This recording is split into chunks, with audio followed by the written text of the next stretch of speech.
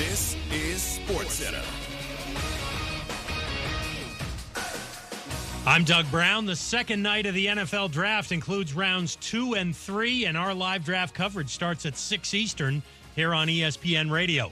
It's a Game 6 six-pack tonight in the NBA and Stanley Cup playoffs. We'll have an NBA doubleheader on ESPN starting at 8 Eastern with the Kings and Warriors. Golden State leading that series 3-2. Then it's the Grizzlies and Lakers. Los Angeles leading that series 3-2.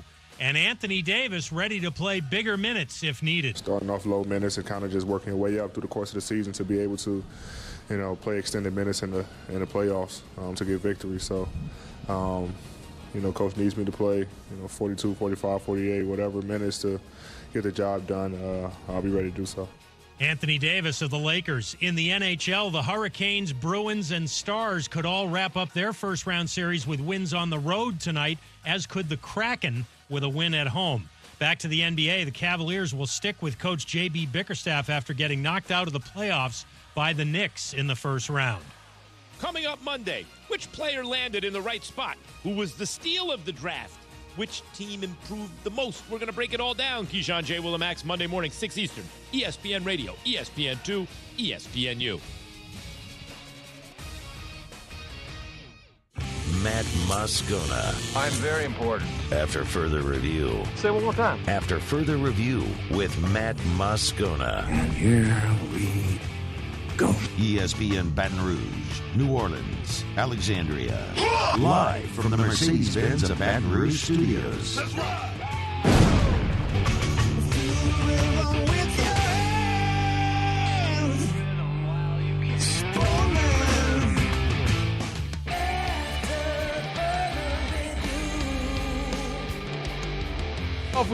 Off we go. Welcome aboard. Glad you're with us, AFR. Presented by, say it with me, Don Juan Cigar Bar. I'm Matt. Love you, Matt. Paul O'Neill. They're chanting Paul O'Neill's name. Muso. And Mr. Toby Tomplay.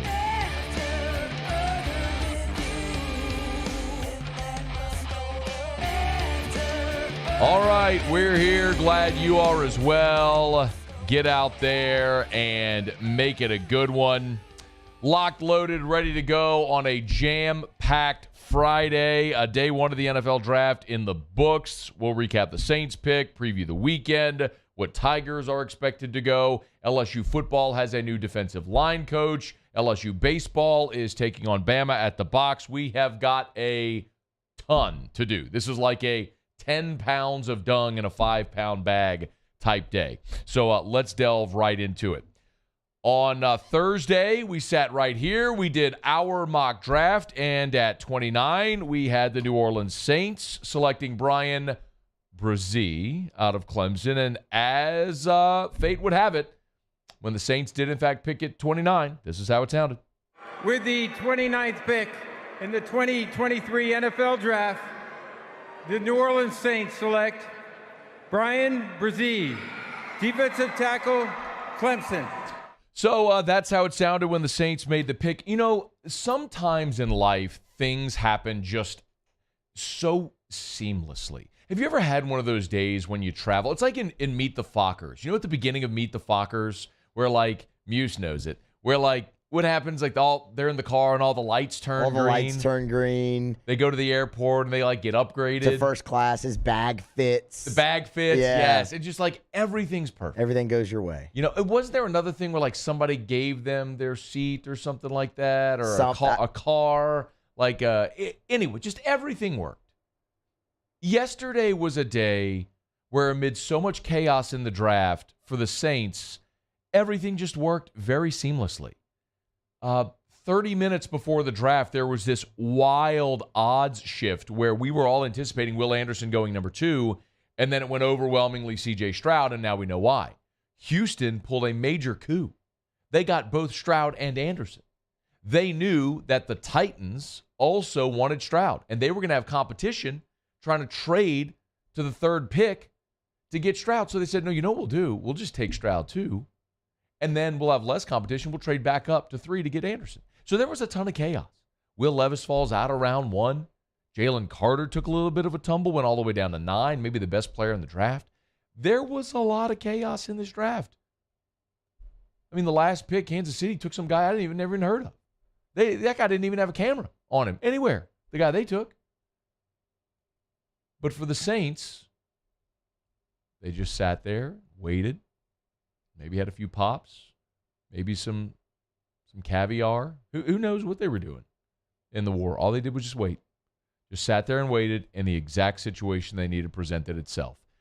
Y'all, for as long as we have been previewing this draft, I have said this as many times as a human could possibly say something in the job that I do. The Saints had one must. Not a want, not a need, a must. A no doubt you have got to address this position. And it was defensive tackle. You have two. You have two defensive tackles on your team that you signed in free agency. You saw David Onyemata leave. You saw Shai Tuttle leave. You saw Kentavious Street leave. Like, you have two defensive tackles. You had to address that position. It wasn't a question of if or we'd like to or, yeah, that's our priority, but if a great player falls. No. That at that position was akin to the year where Max Unger suddenly retired and all of a sudden you needed a center. So you know what the Saints did with their first pick? They took Eric McCoy. It was in round 2, but it was their first pick of the draft because they needed a center, so they took the best center that was available at that time.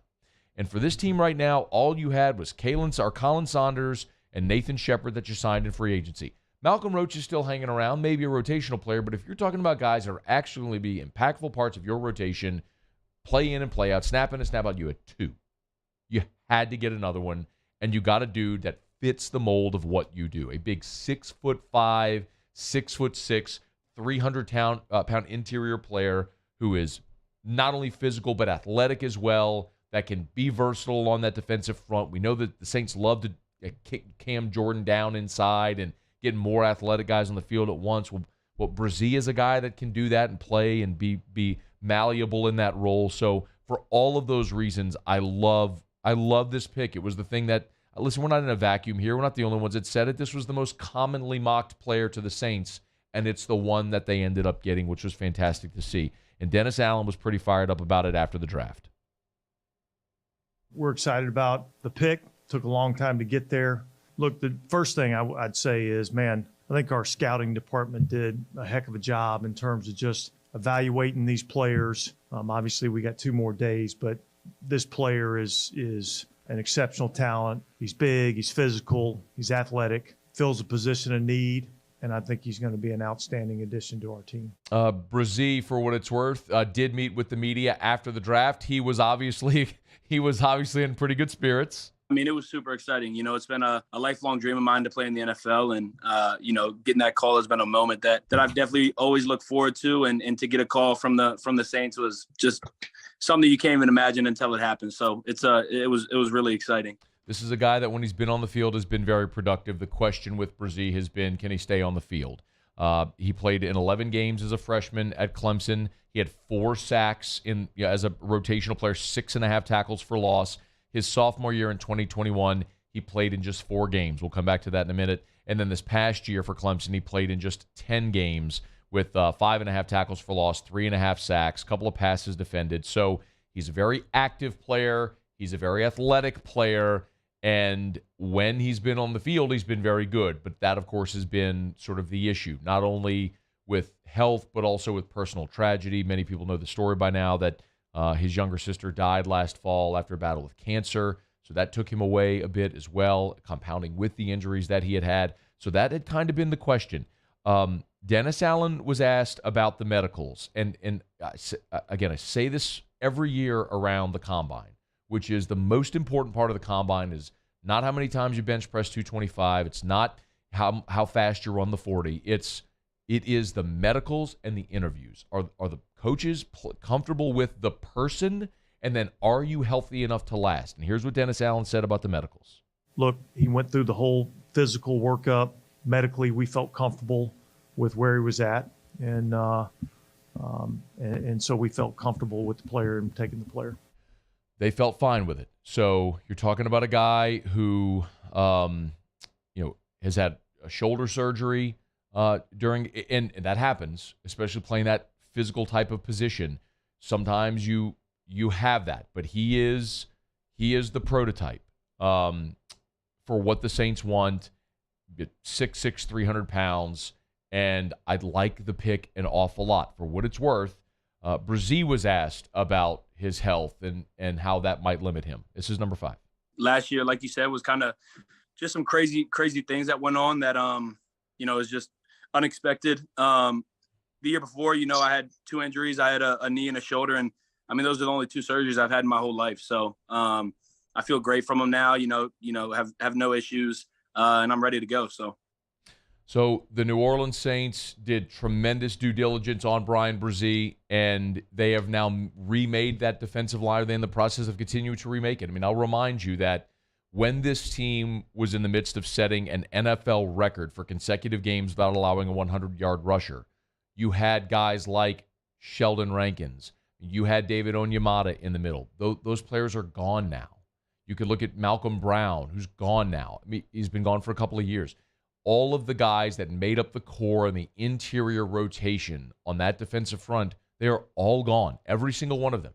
That room is completely remade now.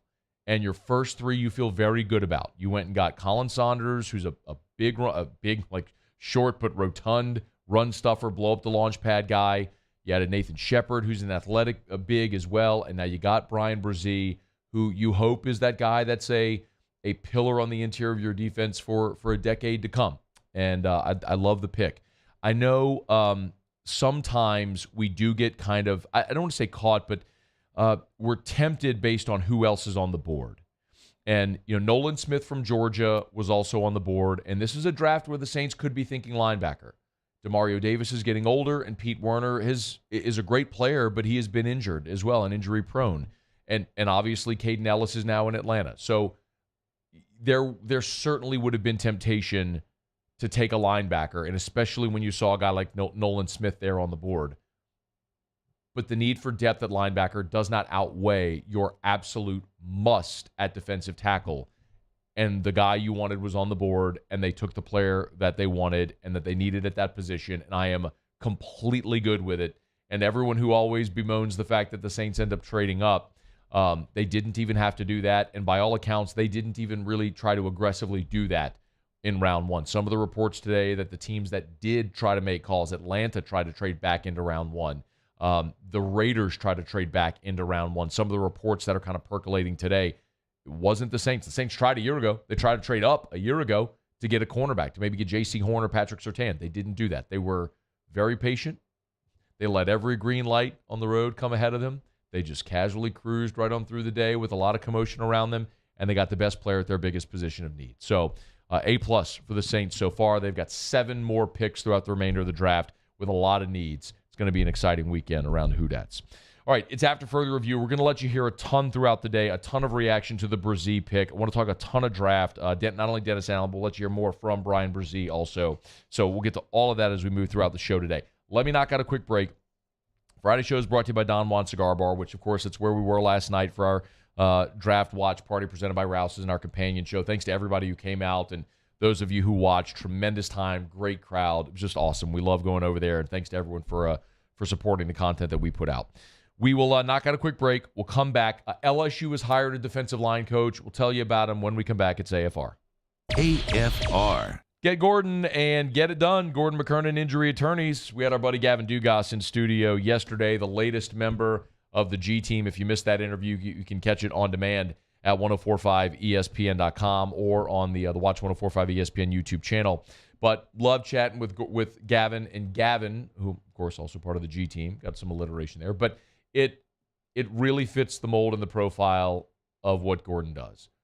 Born and raised in Louisiana, helping Louisiana people. Gavin, of course, from Homa, 5 years now in his 5th year at LSU. He is purebred purple and gold, just like Gordon and the McKernan family. But no matter where you are in the state of Louisiana, if you've been injured and you need help and you need representation, get Gordon and get it done. You can call 888-8888. That's 888-8888. Or go to getgordon.com. That's getgordon.com. For Gordon McKernan Injury Attorneys, go to getgordon.com. Get Gordon and get it done. There it is, the extra mile. on the border of expected and extraordinary for those willing to go further, like vans customized for work or play, with safety and tech to keep you connected. Supported by a 5-star sales, service, and finance team, and backed by the 1-star you know. So go the extra mile. It's never crowded, because so few have what it takes to go there. Mercedes-Benz Vans. Gulf Coast Bank and Trust is giving our customers the power to bank anywhere, anytime during this challenging event. And we're right there with you. Our mobile banking app is a smart way to manage your money and time. Gulf Coast Bank and Trust, the bank that cares about you. Hey, what's up, y'all? It's that time again. It's heating up. Your boat's getting ready to come out and spend all summer on the water. It's time to take your boat to the next level with front-to-back boat service, where if you want an incredible custom speaker install, it's going to blow people away in the water, that's there for you. You want an HD sonar where you can see the fish under the water before you cast, beat all your friends, that's there for you at front-to-back boat service. So don't put it off. We got the parts in right now. Get them now before they go back on back order. Front-to-back boat service. Bayou Ford has $2,000 off MSRP plus 2.9% APR for 84 months on new 22 Ford Expeditions. And all new Bayou Ford vehicles come with a 1 million mile warranty. The crew at Bayou Ford is going to do right by you. The world's leaders in obesity research, obesity medicine, and obesity science are right here. We're doing something that no one's ever done, or trying to answer a question that no one's ever asked before. Pennington is a real jewel when it comes to research. We are finding the solutions to the world's worst chronic disease, which is obesity. Louisiana needs Pennington Biomedical.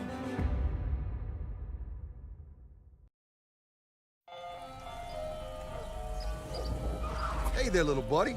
What's the matter? What's the matter? My windows, siding, and my door. That's what's the matter. Relief Windows can fix all of that. I got you. Pop, pop. What's up? Oh my gosh, look! Curb appeal. That's a good-looking neighborhood. ReliefWindows.com.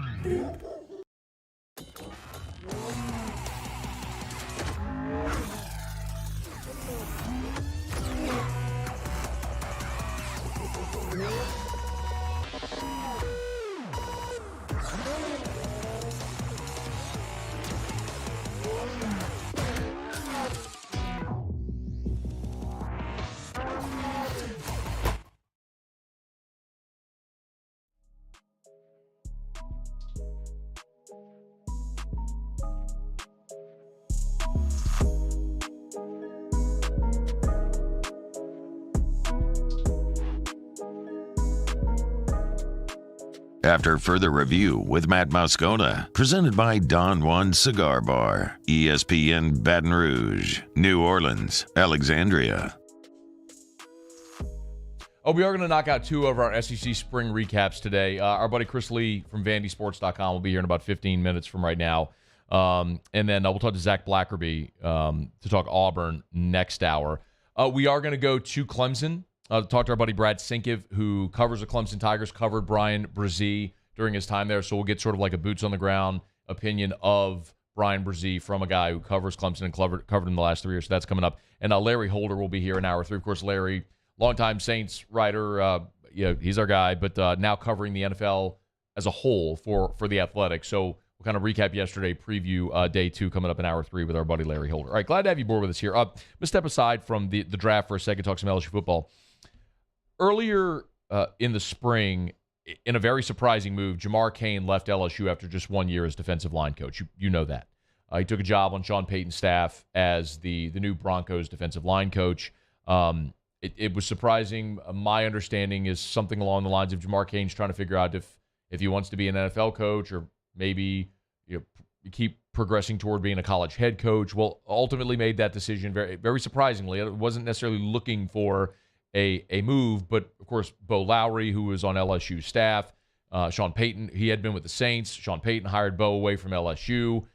Bo really stumped for Jamar Cain. They bring him there. They offer him the job, and of course, he takes it. So it left LSU in a little bit of a lurch. Jamar wasn't looking to leave, and I don't think LSU was looking for him to leave, but sometimes situations happen in this very transient profession. So when the Jamar Cain news broke, this is what Brian Kelly said they were looking for in a new defensive line coach.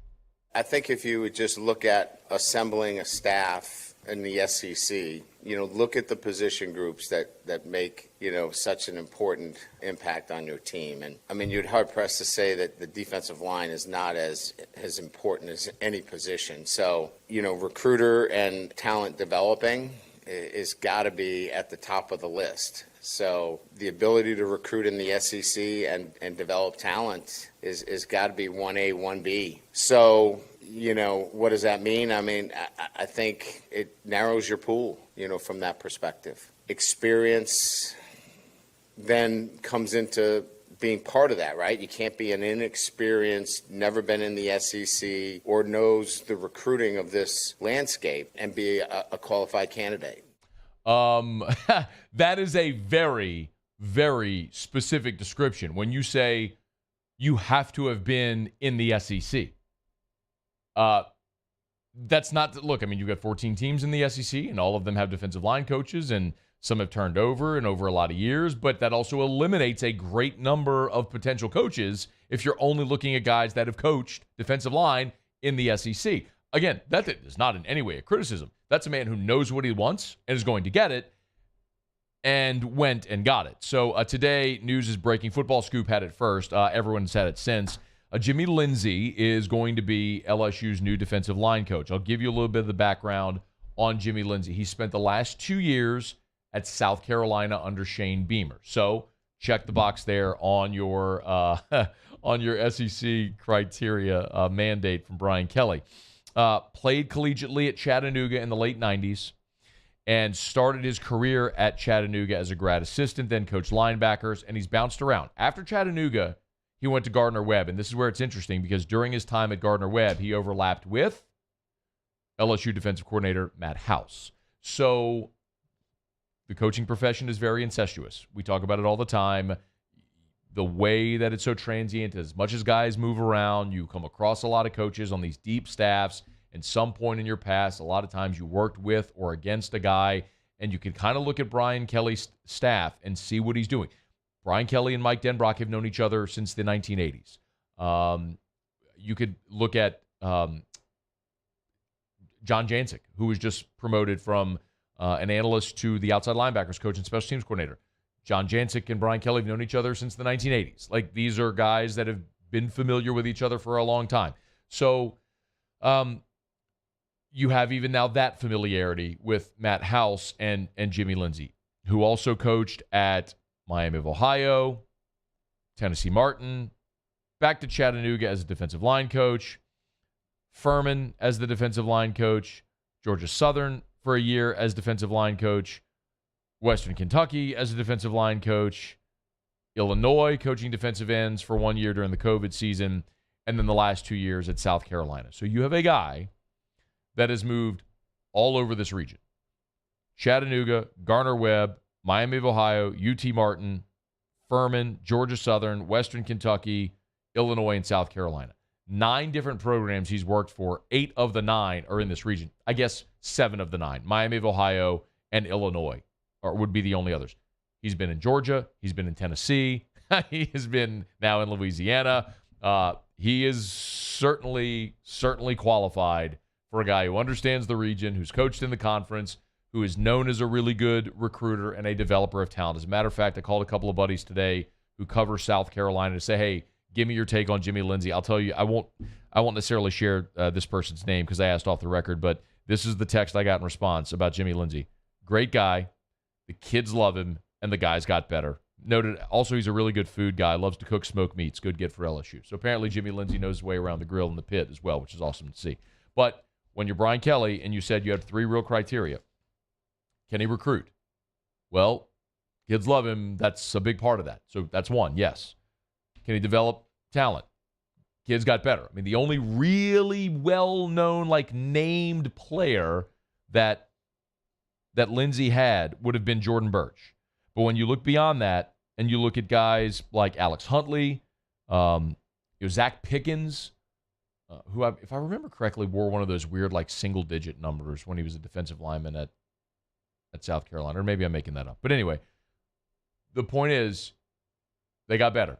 He took guys that, aside from Birch, that weren't necessarily top-flight 5-star recruits and made them better over the last 2 seasons. So he can recruit, he can develop, and then does he have SEC experience? Check the box. So Jimmy Lindsey checks all 3 boxes that Brian Kelly was looking for. The one thing I will be interested to see when we get the contract or the terms of it, and listen, I know we talk about contracts often, but I always say it ain't your money, so it doesn't really matter. Someone else is paying this, and as long as you can go get the people to pay what you need to get who you need, you get it. But Lindsey got a 1-year contract extension in January, raising his salary from $375 to $475. So he was going to make $475 this year. By comparison, Jamar Cain was making $850. Okay, so he's going to get a significant raise from whatever he was making at South Carolina, from what he was making at South Carolina. But the kicker is, because he's leaving 1 year within that deal, he owes South Carolina $300,000. So LSU is going to have to pay, very likely here, $300,000 of a buyout to get Jimmy Lindsey, and then the contract they're going to pay him on top. So maybe it's one of those things where he's not going to make $850 like Jamar Cain was. We'll see what the number is, but that's probably how they make the money work. He's going to get a raise, but even in getting more money than he was making at South Carolina, maybe he's making less than what Jamar Cain was, which will mitigate the buyout that LSU is going to have to pay to get Jimmy Lindsey out of the South Carolina contract. So just some kind of housekeeping as you sort of dot the I's and cross the T's, how a lot of that works. One other thing worth keeping an eye on is what is Jimmy Lindsey's ultimate career goal? And you never hire with fear of losing someone. You always hire great assistants. You hire great assistants, understanding great assistants may leave you. And this is something Brian Kelly's done throughout his career, in particular at Notre Dame, that we mentioned when we talk about Brian Kelly hiring. If it was Mike Elko or Brian Van Gorder was sort of the one-off. Bob Diaco, who's now back on staff at LSU, Marcus Freeman. Brian Kelly has hired defensive coordinators who ultimately went on to get head coaching jobs. Like, he's done a great job of identifying and hiring defensive coordinator talent during his time at Notre Dame, and clearly he's done it again with Matt House. But my point is, you don't hire out of fear of losing someone. You hire great coaches, and you want them to leave because it means they did a great job here, and then you just have confidence you're going to be able to hire the next great one. So I bring all that up because Jimmy Lindsey has done 4 NFL minority internships. 06 with the Browns, 08 with the Lions, 2010 with Denver, and 2013 with the Chargers. Now, that's been a decade, so maybe it's a situation where he is settled and content being a college football coach. Maybe he knows this is where he wants to be, but he has dipped his toe in the NFL water 4 different times, so just something worth keeping an eye on. It's hard to imagine losing a coach to another college job because LSU's always going to be able to pay competitively another college position coaching job because LSU's always going to be able to pay competitively. If he gets a DC job somewhere, you totally understand it, but the NFL might even be a bigger risk for Jimmy Lindsey. Just something worth filing away, but in the meantime, Brian Kelly had a very specific set of criteria. He checked all of those boxes with Jimmy Lindsey, who we expect is going to be introduced as the new defensive line coach for LSU, replacing Jamar Cain, who was at LSU for just 1 season. All right, it's After Further Review. We're brought to you by Relief Windows and ReliefWindows.com. Windows, door siding, Relief Windows, and ReliefWindows.com. Remember, lifetime transferable warranty on labor, material, and glass breakage. Say that again. Lifetime transferable warranty on labor, material, and glass breakage. That means you sell your home. When you sell your home, the people who buy it, the lifetime warranty transfers to those people. It's incredible. So you sell your home, it gets sold 4 times. The 4th people that bought it, they fire a baseball through the window. Guess who's going to replace it for free? Relief Windows. You don't think that's a nice selling point when you go to sell your home? Energy-efficient replacement windows, beautiful entry doors, hardy plank and vinyl siding. It's Relief Windows and ReliefWindows.com. Okay, we're going to go around the SEC. When we come back, we are going to sprinkle in tons of draft stuff throughout the day today. No LSU players taken day 1. We expect we're going to hear at least 2 players hear the name called today, and quite possibly as many as 5. So we'll delve into that coming up in 30 minutes from right now. Quick break. We'll go around the SEC. Stick around here on AFR. AFR, All right, y'all, weekend is upon us. Might dodge a few rain showers here or there, but most importantly, y'all, we're going to see a lot of sunshine, a lot of beautiful spring weather, a great opportunity to get in the garden and just plant something. It's Clegg's Nursery. Get by any of the 4 locations. I tell you about the pallets of flowers arriving daily to keep those greenhouses full. Amazing selection. You want Johnny Naylor seeds? They got them. You need soil or mulch, bag or bulk? They got it at Clegg's Nursery. But remember, they're partnered with True Value Hardware Store, and they have so much more as well. If you want garden decor, garden statues, garden flags, doormats, bird feeders, wind chimes, they've got all of that to beautify your outdoor spaces as well. And, of course, and being partnered with True Value Hardware Store, anything you'd buy at a True Value Hardware Store, they've got that as well. Look, they got great gifts for the kids. Gift cards are a great option. Just get by and see our friends at Clegg's Nursery. At Corval Toyota in Opelousas, you can get 3.99% financing on select 2023 models. And we also have a large selection of pre-owned inventory. So come on down to Happy Town. That's Corval Toyota in Opelousas, Happy Town, USA. Hey, what's up, y'all? It's that time again. It's heating up. Your boat's getting ready to come out and spend all summer on the water. It's time to take your boat to the next level with front-to-back boat service, where if you want an incredible custom speaker install, it's going to blow people away in the water, that's there for you. You want an HD sonar where you can see the fish under the water before you cast, beat all your friends, that's there for you at front-to-back boat service. So don't put it off. We got the parts in right now. Get them now before they go back on back order. Front-to-back boat service. I've been doing business with Luba for 25 years. They're dependable, trustworthy. It's just the attention to detail with our clients. Our folks have years and years of experience. They're highly trained professionals, but many companies have that asset. What I'd like to think makes Luba a bit different is that we use those talents in a way that truly is dedicated to serving the needs of the folks who depend on us.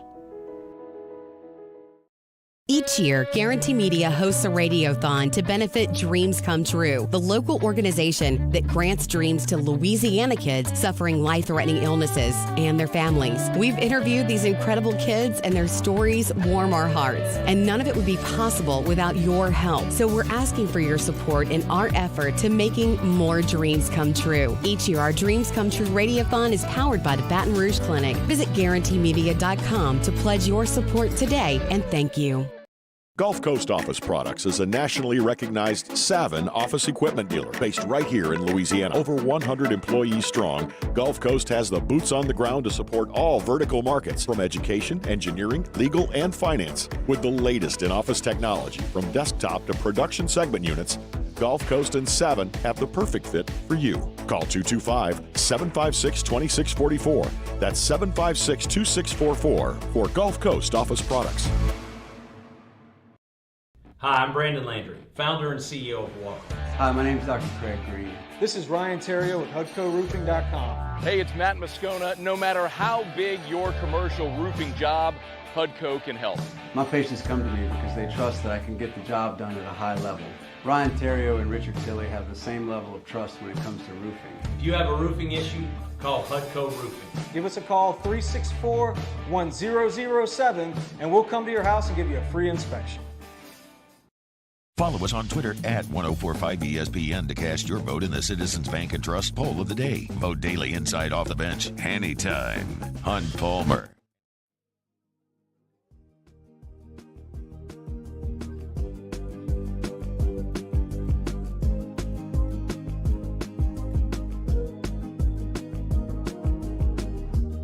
After further review with Matt Moscona, presented by Don Juan Cigar Bar, ESPN Baton Rouge, New Orleans, Alexandria.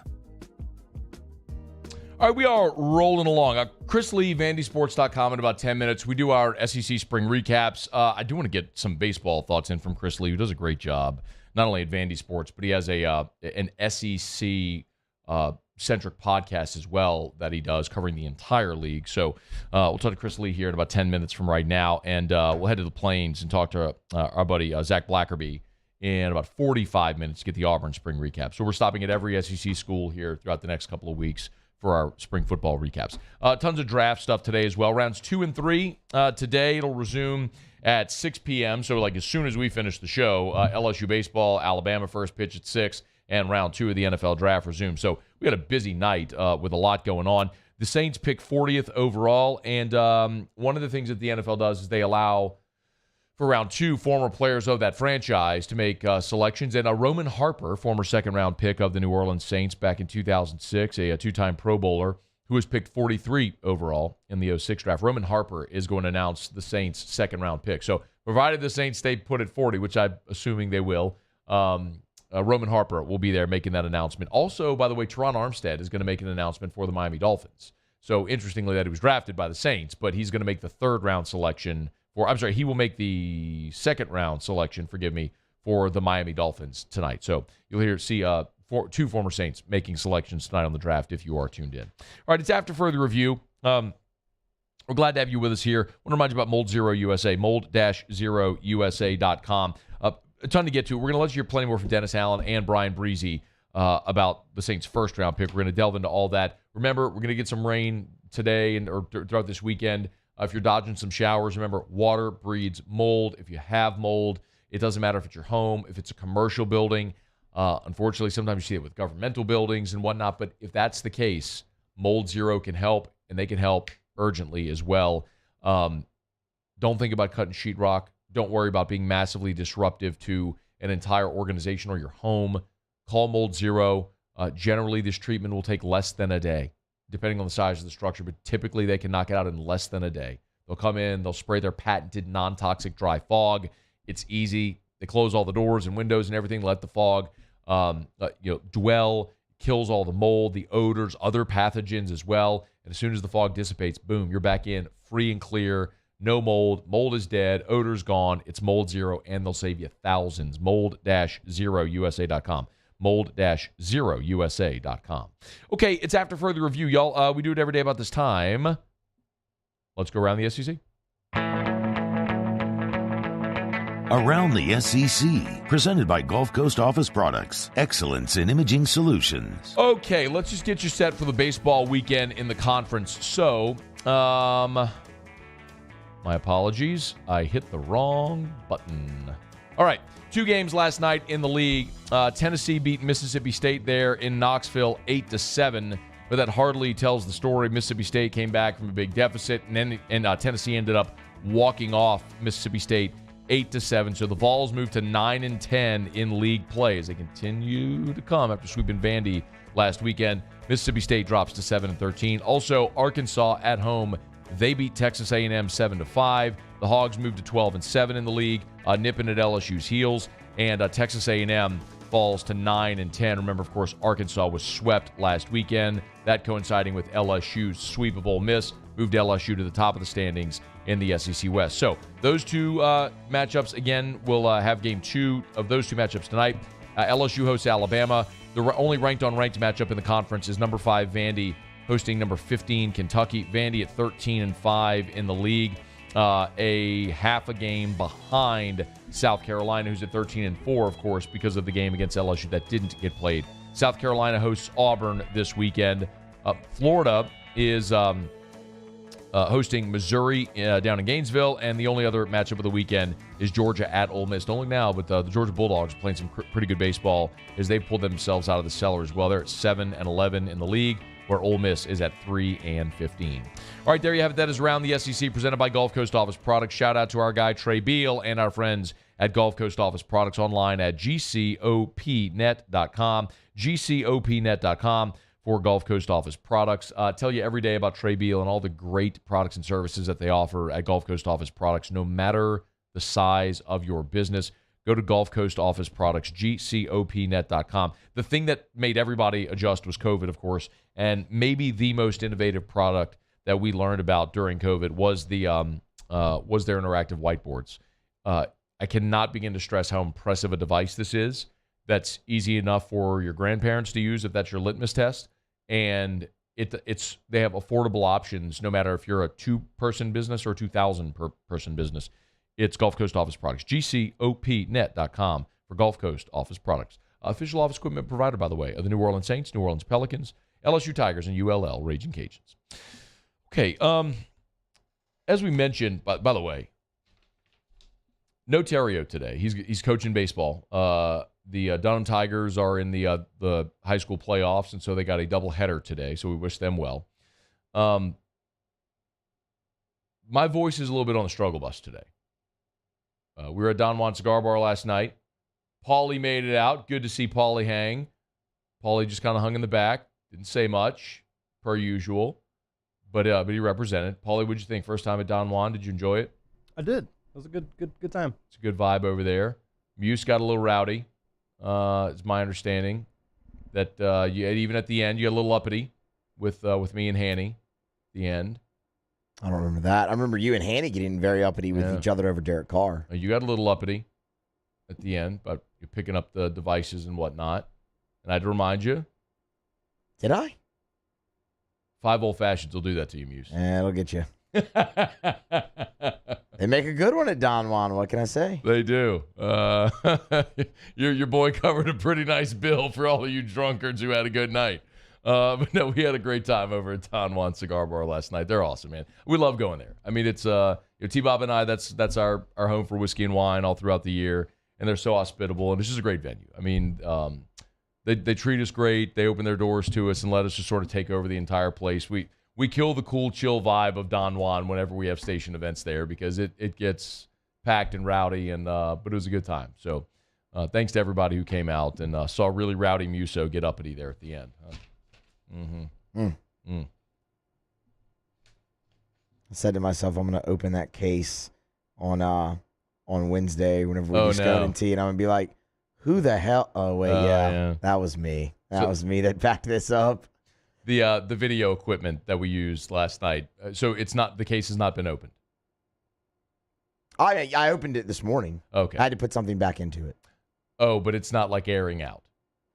No. Okay, so that case just sat in Don Juan and amid a cloud of cigar smoke for hours. It was closed. It doesn't matter. It can penetrate a Pelican case. That's impressive. Yes, it absolutely can. But anyway, so yes, we'll get there for Scone & Tea on Wednesday, and we will all smell like a cigar. But I love the smell of a cigar, so I don't mind at all. Okay, it's after further review. Let me knock out a break, y'all. We'll come back. Our buddy Chris Lee, VandySports.com, is going to be with us. And Southeastern 14, which I told him when I visited with him earlier this week, he's going to have to change the name to Southeastern 16 next year, but he already has the URL. Chris Lee will join us next at AFR. AFR. ProCharge EV, ProChargeEV.com. Okay, two things, y'all, real quick. Two things. Number one, tomorrow, it's the tailgate event, right? Capital EV for electric vehicle at Original Walk-Ons, noon to 6. Walk-Ons have crawfish for sale, obviously cash bar, live music in the parking lot. If you're looking for something to do tomorrow, get by Walk-Ons, the original Burbank Walk-Ons. I mean, it's totally free to come in and chat live music, all that stuff, but food for purchase, drinks for purchase, live music, hang out. ProCharge will be out there. You'll see the juice box, chargers, and EVs and all that stuff. It'll be a good time. That's number one. Number two, Sunday is the last day of the month. Been telling you all this month. 3 free EV chargers being given away to Louisiana businesses or commercial buildings. Go to ProChargeEV.com, hit the charger giveaway tab at the top, and enter to win. It's totally free to enter, and 3 winners will be announced on Sunday. ProChargeEV.com. I've been doing business with Luba for 25 years. They're dependable, trustworthy. It's just the attention to detail with our clients. Our folks have years and years of experience. They're highly trained professionals. But many companies have that asset. What I'd like to think makes Luba a bit different is that we use those talents in a way that truly is dedicated to serving the needs of the folks who depend on us. Hey, it's Matt Musso. Join me Monday through Friday for your daily update on LSU baseball with Musso at the Box, presented by New Orleans Flooring, wherever you get your podcast, Apple, Spotify, Google, and check out New Orleans Flooring. 2 locations, Metairie and Prairieville, or NOLAFlooring.com. I'm Chris Nakamoto, and here's what I'm working on for my stories on WBRZ Channel 2 tonight. An Iberville Parish School employee is under investigation and was terminated from her job after allegations came to light that she crossed the line with a student. That employee and the student questioned by investigators. We'll tell you where the investigation stands and whether criminal charges could come. I'm Chris Nakamoto from WBRZ. Watch more tonight on WBRZ Channel 2.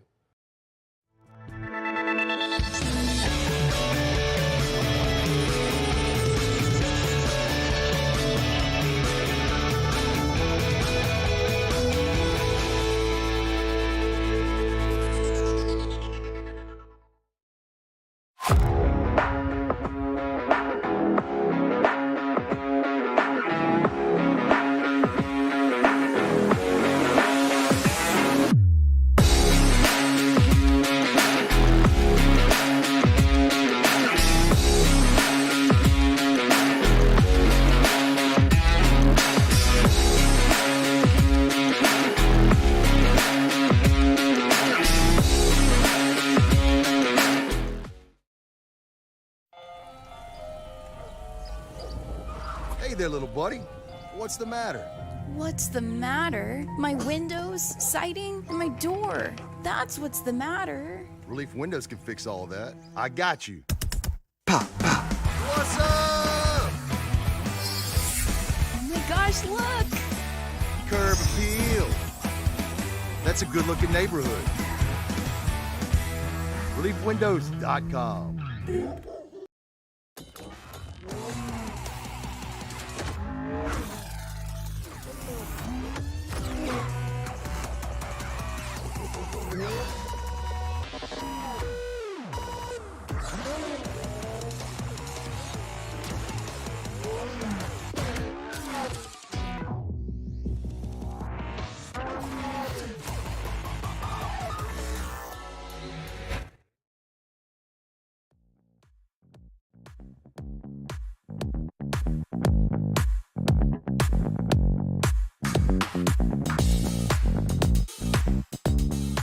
After further review with Matt Moscona, presented by Don Juan Cigar Bar, ESPN Baton Rouge, New Orleans, Alexandria.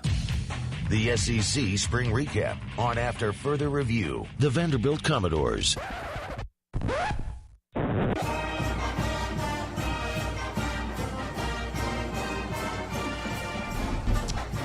All right, let's head up to Nashville. Vandy finished last in the SEC East a year ago, but that hardly tells the story of the season. They were 5-7. They won a couple of conference games, beating Kentucky, a ranked Kentucky team on the road, and beat Florida. Does Clark Lee have that thing going back to respectability? Let's find out. Our buddy Chris Lee from VandySports.com is here. How are you, man? I'm good, Matt. You know, it's funny. I hear the fight song on my intro, and I had that happen on another show last week, and just thinking, you know, it seems like it's been a while since I heard that song a lot. It started here a little bit more last year, and that's just kind of telling of how it's gone the last 5 years. It has been a kind of a free-falling disaster, really, since Derek Mason took them to the Texas Bowl. What was it, in 2018? But it felt like the end of the year last year, some things started to go their way. They won a couple of games, I think, that surprised me and everybody else. You know, it felt like they were making some small steps, but those two wins at the end of the year, I think, really brightened a lot of spirits and maybe hinted at some better things to come. I think that's fair to say. Look, when Clark Lee was at SEC Football Media Days and said Vandy is the best job in the country and he wants to make Vandy the best program in college football, paraphrasing, of course, I sat in the room and laughed like everybody else did. I'm not thinking that that's realistic, but we've seen James Franklin win there. Is Clark Lee closer to the James Franklin days of Vanderbilt? Well, look, that was back-to-back 9-4s and back-to-back top 25, and it's so long ago and so out of the box from what they've done since. It almost seems like it never happened. But back to that comment that you made, and yeah, it was kind of silly or stupid or whatever word, and because no, I mean, they'd just be lucky not to be the worst program in their own division in a lot of ways. But the thing that when he clarified that with a lot of us locally later, it made a little bit of sense, and it started to shed some light. I mean, of course, he knows they're not going to be the best program in the country, right? But the point he was trying to make is he wants it to be a good experience for his kids. You're in a great city. You're in a great conference. Great degree, all those things. And the culture in that program is really good right They will lose a kid to the portal every now and then, but they could have lost a lot more than they did this summer. They had some kids that are dudes on that team that I think that could have gone elsewhere for a lot more than they stayed to play for. There is an air of excitement around that program for the first time in a while. Now, look, they're not going to go challenge for the East. They're not going to finish in the top 25, I don't think. I don't think they're going to do any of those things. But one thing that was kind of interesting to me is the first couple of years when the subject of expectations would come up, it was kind of like, well, let's be the best program we could be. Let's compete in the games. Let's have at the end of the day to say we gave our best effort. This year, it was, and this was from the first day of spring practice on, and it was players, it was coaches, it was everybody, and it wasn't just when the mics and the cameras were off. We expect to go to a bowl game this year, and I think just the body language, the spirits there, and then those words tell you that I think it's going to be hard to get back to where Franklin had this program this year. Maybe one day, who knows? I think the conditions have kind of gotten tougher with the portal and NIL and some things, but certainly it feels like it's a far cry from Derek Mason's last year and his first year, where it just felt like they were still in the midst of a living nightmare. Chris Lee's with us, VandySports.com, also Southeastern14.com. I'll get a baseball question in before you're done. But when I look at the schedule for next year, I think it's realistic to think 3 of the first 4 pre-conference games are winnable. And then, are there 3 conference wins? Maybe. Is Vanderbilt taking a different approach, considering what their structure is, but also the way people are using the portal now? Like, maybe a better way to ask it, Chris, is how is Clark Lee building his roster when you have guys like a Tyler Steen, for example, who's always a threat to jump into the portal and leave for a better situation? Well, they're going to try to use NIL to keep some of their guys at home, and I still don't think they can match most people's offers. But if they can make it to the point to where, hey, I can make a little money here and I'm enjoying it, and I think those kids seem to be doing that. I mean, again, you can tell a lot about the program just by being around the players and seeing the body language and getting a gauge on how much engaged the players are and how much they seem to be enjoying the experience. And that's the part that he's done a really, really, really good job of doing. I think they want to be a program where, they've got a GM in Barton Simmons, who a lot of people know that name. He was director of scouting at one of the major services, and Barton is very well respected. Barton's also an Ivy League graduate himself and a very smart guy. They want to go out and find kids, and their criteria is, we've worked backwards from kids who can play in the NFL. They've got these measurables. They do these things. If they're a wide receiver, they're going to run this. If they're a linebacker, they're going to be at least this big. And everybody's got to fit inside that box of, do you have the physical traits where you can play in the NFL? If you're going to come play linebacker or quarterback or whatever the box is, the position that you want to play. And they've worked backwards to do that. And you can tell athletically, look, it's not like watching LSU or Alabama, don't get me wrong, but you can tell athletically, especially like on the defensive line, they've got dudes that look a lot more like they started to look when Franklin started to have it going here. They would have, one of the things that really struck me about James was they would have 8 or 10 guys, and none of them were studs. None of them were going to be future NFL All-Pros, but they were guys that could give you 30 reps a game. They were big enough and in condition enough and all those things to where you've got to rotate 8 or 10 guys in during a game and be able to make it work. I don't know that they're there yet, but it's starting to look a little bit more like it. And to me, that's one of the signs that maybe they can be a little bit more competitive this year. Chris Lee, VandySports.com, our SEC our SEC spring recaps, stopping in Nashville today. Hey, I got about a minute. I did want to ask you a Vandy baseball question. Of course, if you're not familiar, Southeastern14.com. Chris does a great job. Site over there, podcast as well. Check it out, Southeastern14.com. Vandy gets swept last week by Tennessee after a stellar start. How concerning was last weekend, or was it just a blip? I think it's a blip. It's a little concerning. One thing, they didn't have Hunter Owen, who's a potential late first-round pick. Anytime you don't have a first-round in your rotation, that's going to leave a mark, especially in a place like Tennessee where the ball gets out. Predictably, it did. this is that time where they are sort of close to exams and final projects, and they've already started exams. I've seen more than one really good Vandy team take a step or two back during this time of season. I'm very interested to see how they come out and look tonight. But I think it was a little bit of that. It was a little bit of a Tennessee team with its back against the wall. It was a little bit of not having Hunter Owen. It was a little bit of a joke that Tennessee got 47 of its 31 hits last weekend with 2 out. It was really one of those things. They gave up 9 runs in the first inning after they had 2 outs and nobody on. I've seen thousands of baseball games. I'm not sure I've ever seen that. It was just kind of one of those weekends, and we'll see how they get together tonight against the Kentucky team that I think is a little underrated and certainly can push them with style of play. That they make you make plays. They're old. They do a lot of things that give teams trouble, and this will be a test for them this weekend. Chris, we appreciate it. I'm up against a hard break. Thanks as always for the time. Have a great weekend, man.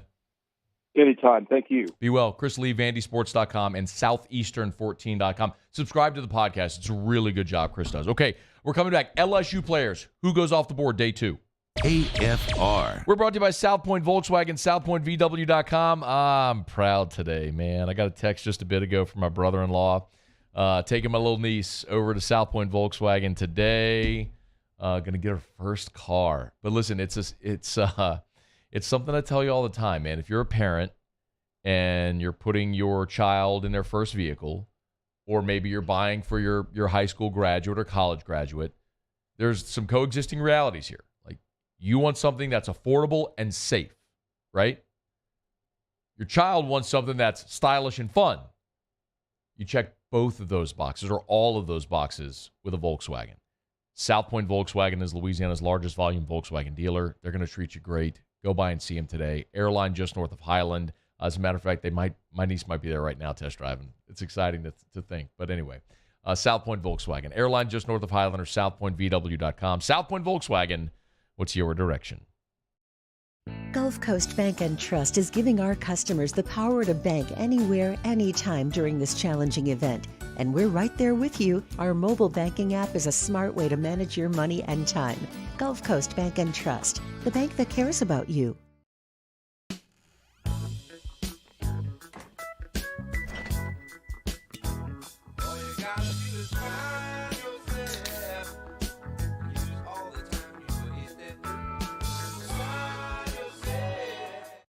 Bayou Chrysler Dodge Jeep Ram has $15,000 off all new 2022 1500 SCA trucks. And all new Bayou automotive vehicles come with a 1 million mile warranty. If you need sales or service, the crew at Bayou is going to do right by you.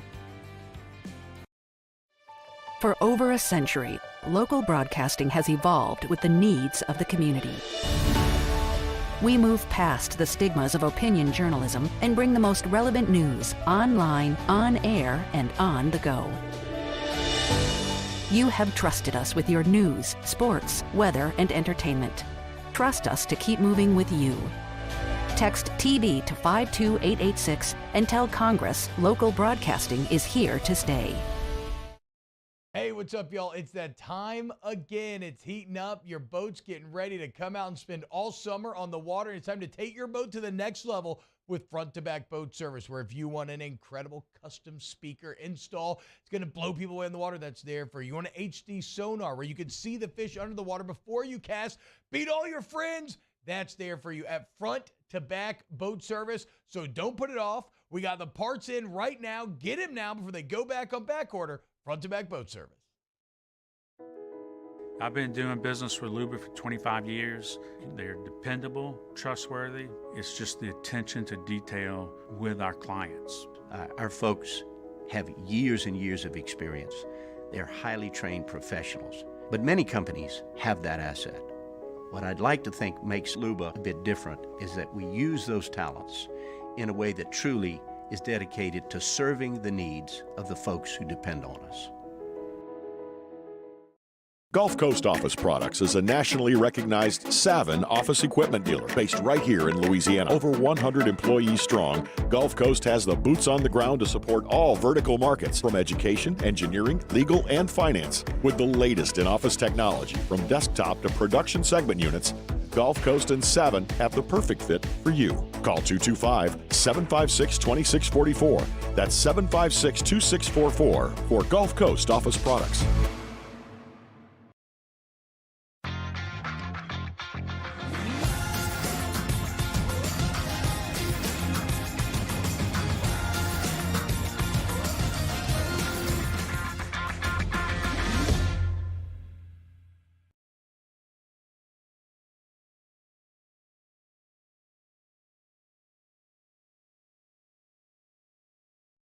SportsCenter. I'm Doug Brown. Rounds 2 and 3 of the NFL Draft tonight. In the first round, 3 quarterbacks taken, all in the first 4 picks. ESPN's Mike Tannenbaum. I don't think any of us would have sat here and said, oh, we're done for the night with quarterbacks. It's really remarkable. So, to me, that was certainly the headline.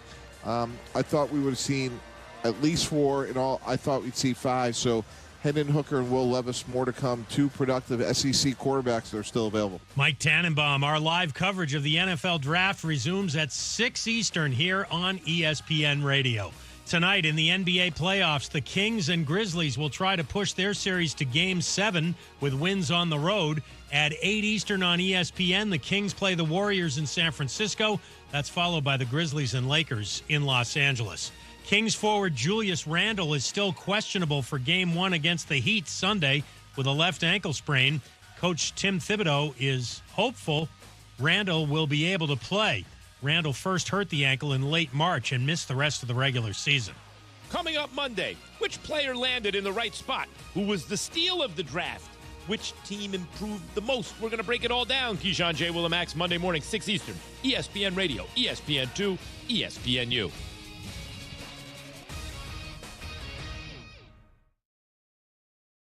Matt Moscona. I'm very important. After further review. Say it one more time. After further review with Matt Moscona. And here we go. ESPN Baton Rouge, New Orleans, Alexandria.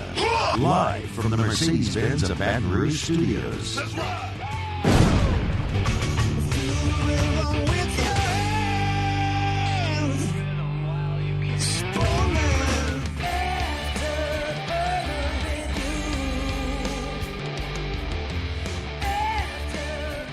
Hour 2.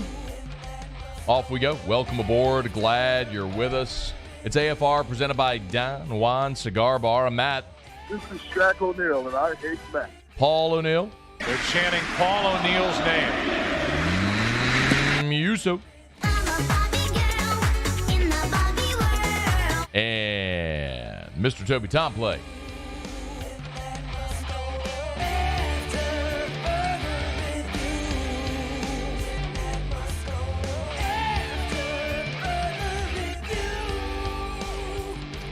All right, we're here. Glad you are as well. Get out there and make it a good one. We are headed to Auburn in about 15 minutes. Our buddy Zach Blackerby will be here for the Auburn Spring Recap. Bottom of this hour, we're heading to Clemson. We're going to talk to Brad Senkiw. Want to talk about Bryan Bresee. And I know I'm going to be very deliberate in pronouncing his last name for a while until I get it. It just rolls off the tongue because we've been saying Bresee for so long. Tip of the cap to our buddy Jacob Hester, who reminded us all that it's actually Bresee. And then lo and behold, obviously, he was announced last night during the draft as Bryan Bresee, and that is actually the guy's name. So anyway, we'll learn more about Bryan Bresee in about 30 minutes from right now from a guy who's covered him during his entire 3 years at Clemson. And Larry Holder, 1 hour from right now. Remember Larry, longtime Saints writer, reporter, columnist, but now covers the NFL as a whole for The Athletic. So we'll set the stage for the rest of the weekend of the draft with our buddy Larry Holder in hour number 3. Okay. It was a notably quiet first day of the draft for LSU players as none were selected. And we got asked a good bit last night, when was the last time that happened that LSU didn't have a first-round pick in the draft, and it was 2018. The first player taken in 2018 was Dante Jackson in round 2, 55 overall. That was also the year where Darius Geis went in round 2. But it happened a couple of times in the years prior. In both 2016 and 2015, LSU did not have a first-rounder. So in each of those situations were a little bit different. So if you remember, Odell went in the first round in 2014, so after the 2013 season, so the 2014 draft. The next year, in the 2015 draft, Lyle Collins would have gone round 1. And we remember what happened with the crazy thing the week of the draft with, the tragedy of the young woman being murdered, and then Lyle being questioned as a person of interest in the death, and obviously was cleared, and we all know what's happened. But they would have had a first-round pick in 2014 with Lyle, and then the next year, in 2015, and the next year in the 2016 draft. Remember, a whole bunch of guys decided to come back to school. Kendall Beckwith returned for his senior year. Ethan Posick returned for his senior year. Tre'Davious White returned for his senior year. So a lot of guys that would have come out and could have potentially pushed into round 1 in 2016 returned to school for the 2016 season. And then in 2017, you had Fournette and Jamal Adams and Tre'Davious White all go in round 1. So it has happened that LSU hasn't had a first-rounder 3 times since 2015. 2015, 16, and then 2018. But when it's not hard to look ahead to next year, how next year's draft, you're going to see a lot of players come off the board early, and certainly LSU will kind of be right back in that mix. Look, we all thought, as this draft cycle was beginning, or the season began, that Kayshon Boutte was a lock to be a first-rounder, and we know how that's all transpired. So the question really is, how does today play out for LSU players? For what it's worth, and again, I think one thing that every year whenever the draft happens is we start to look and understand how valuable or invaluable or lacking any value at all mock drafts really truly are. Will Levis yesterday at this moment was the heavy odds-on favorite to be the second pick of the draft. No, I'm sorry, Will Anderson was. But Will Levis was a lock to be a top 5 pick, and he fell out of round 1. So what do we really know? ESPN has an updated mock draft for round 2, and they do, in fact, have B.J. Ojulari as the first LSU Tiger coming off the board in the draft. They have him going in round 2 to the L.A. Chargers at 54 overall. So that would be a great fit. You got Khalil Mack, Joey Bosa with a great pass rush tandem there. Bosa was injured a year ago. We all know that. Mack is 32 years old, but still fantastic. Depth at that position, a rotational player that could be next to learn from 2 great ones, makes a lot of sense. So they mock B.J. Ojulari 54 to the Chargers. I don't know if Ojulari is going to wait to 54. The one thing that always could shake up the top of round 2 is when there are players still available that were not expected to be available. Joey Porter Jr., many thought was going to be a first-round pick. Michael Mayer, the tight end from Notre Dame, was thought to be a first-round pick. Everyone, of course, thought that Will Levis was going to be a first-round pick. That's 3. I mean, you saw a lot of mock drafts that had Jonathan Mingo and Brian Branch in them. Darnell Washington was mocked in a lot of mock drafts to be a first-round pick. Many had going to New Orleans. Keon White, the defensive end from Georgia Tech, is still on the board. Jalen Hyatt, Hendon Hooker, players that at times had mock drafts, pushing them late into round 1. Same with Sam Laporta, the tight end from Iowa, who yesterday on the show, Hester told us was his favorite tight end in the draft, although I'm not sure that many had him mocked as a first-rounder. But the point is, you always end up seeing guys slip into round 2 that cause other players potentially to fall, and that may be a casualty here for B.J. Ojulari today, as he might have been a guy that went somewhere in the first 10 picks of round 2, and it may end up being in picks 11 to 20 of round 2 as a result of some of the higher profile names who fell into round 2, pushing some others down the board. So B.J. Ojulari should be first off the board, and I'm going to be very interested to see who's going to be next, because you really have 2 options. One is Jaquelin Roy. Jaquelin Roy blew up in all of the pre-draft workouts and everything. Like, his stock undeniably rose during the pre-draft process into being one of the top 10 defensive tackles in this year's draft. So I look at Jaquelin Roy and think he's very likely the next guy off the board, unless there's an opportunity for Kayshon Boutte. And hear me out here, because I think we saw what could end up being a best case for Kayshon today transpire yesterday. So it is a symptom of the draft, and if you watch the draft, you know this happens. But typically, you wait for a run on players at a position, I should say, a run on a position. This happened last night with wide receivers. You didn't have a wide receiver come off the board, oddly enough, until Jackson Smith and Jigba went 20th overall to Seattle. As soon as Jackson Smith and Jigba came off the board, that set off a chain reaction of 4 straight receivers taken. You went Jackson Smith and Jigba. The next pick was Quentin Johnson at TCU to the Chargers. Zay Flowers went with the next pick to Baltimore, and then Jordan Addison from Southern Cal went to Minnesota. So you had boom, boom, boom, boom, 4 straight receivers taken once the run started. So I could see a situation in round 2 where if you have, or round 3 potentially, if you have another run on receivers, if there's a team that covets Kayshon Boutte and you start to see the run on receivers come, they could pull the trigger on Kayshon in round 2 or round 3 if you get that run. There's going to be a run on quarterbacks as well, the rest of the quarterbacks. Like you're going to see Levis and Hendon Hooker come off the board, and there'll be a run on that next wave of quarterbacks. So, for me, my perspective is I'm obviously interested in the LSU players and where they may go, but also what the Saints are going to be looking for. And hypothetically, if it is tight end, we're probably going to see a run on tight ends today. You're going to see Michael Mayer come off the board, I would assume relatively early here. You're going to see Laporta come off the board as well, relatively early here in round 2. And whenever that first one goes, do you see that trickle-down effect? Luke Musgrave from Oregon State, Darnell Washington. That's 4 tight ends right there that are still on the board that are highly coveted. And if the run starts early, is there still a tight end on the board for the Saints at 40? That's kind of my big question here as we head into day 2. But from a Saints perspective, or from an LSU perspective, we know Ojulari is most likely going to be the first guy off the board whenever that is.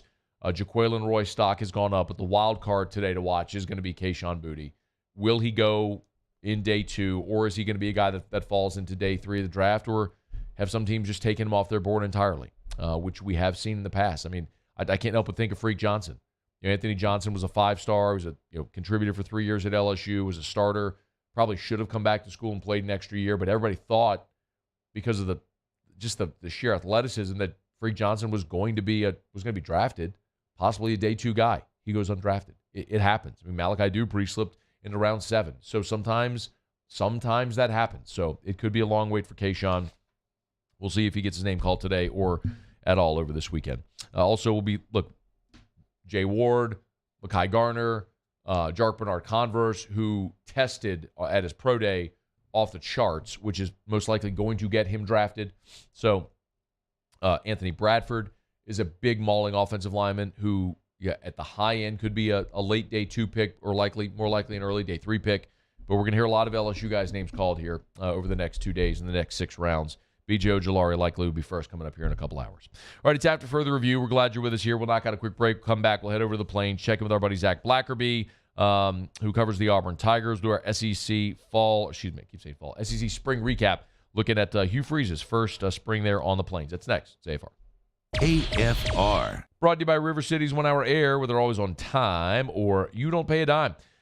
752-0001, 752-0001, or 1hourbr.com. Look for the big yellow vans and trucks with the giant clock on the side. I tell you every single day, call River City's 1 Hour Air. Let them come out. Preseason AC tune-up. They'll get your unit running effectively for the coming warm weather months, and you'll always get great service. I love this 5-star review from Jazzy Holt, who said, I needed someone to come out and evaluate the central AC and ductwork on the house that I'm in the process of purchasing to get an estimate of what work needed to be done and a price on that work. Jason, in 1 hour, did not disappoint. He came out, beat me to the house as I was running late, was able to complete his outside inspection prior to my arrival, then come inside, give me a fair estimate on the work needed to be done and a cost for it. I'm very pleased with the service estimate. I will be getting back with them when I'm ready to buy. Another 5-star review of River City's 1 Hour Air. 752-0001, where they're always on time, or you don't pay a dime.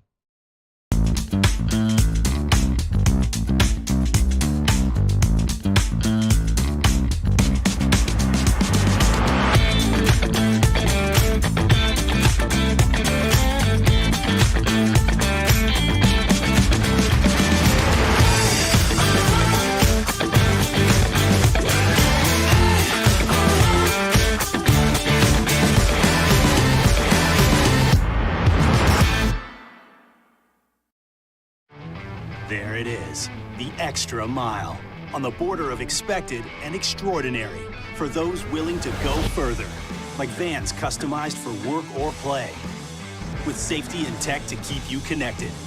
Supported by a 5-star sales, service, and finance team, and backed by the 1-star you know. So go the extra mile. It's never crowded, because so few have what it takes to go there. Mercedes-Benz Vans. Each year, Guarantee Media hosts a radiothon to benefit Dreams Come True, the local organization that grants dreams to Louisiana kids suffering life-threatening illnesses and their families. We've interviewed these incredible kids, and their stories warm our hearts. And none of it would be possible without your help. So we're asking for your support in our effort to making more dreams come true. Each year, our Dreams Come True radiothon is powered by the Baton Rouge Clinic. Visit GuaranteeMedia.com to pledge your support today, and thank you. Hi, I'm Brandon Landry, founder and CEO of Walker. Hi, my name is Dr. Craig Green. This is Ryan Terrio with HUDCORoofing.com. Hey, it's Matt Moscona. No matter how big your commercial roofing job, HUDCO can help. My patients come to me because they trust that I can get the job done at a high level. Ryan Terrio and Richard Tilley have the same level of trust when it comes to roofing. If you have a roofing issue, call HUDCO Roofing. Give us a call, 364-1007, and we'll come to your house and give you a free inspection.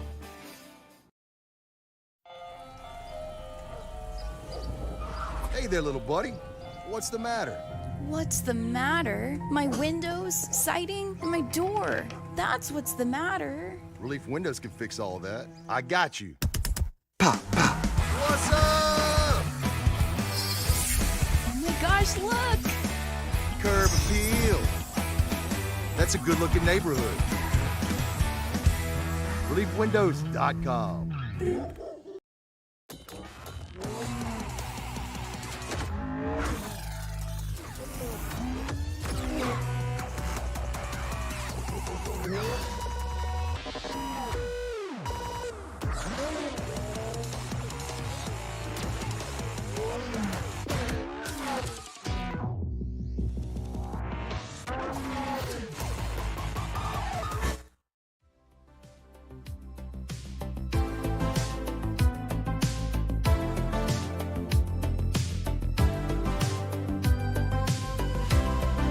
After further review with Matt Moscona, presented by Don Juan Cigar Bar, ESPN Baton Rouge, New Orleans, Alexandria. The SEC Spring Recap on After Further Review, the Auburn Tigers.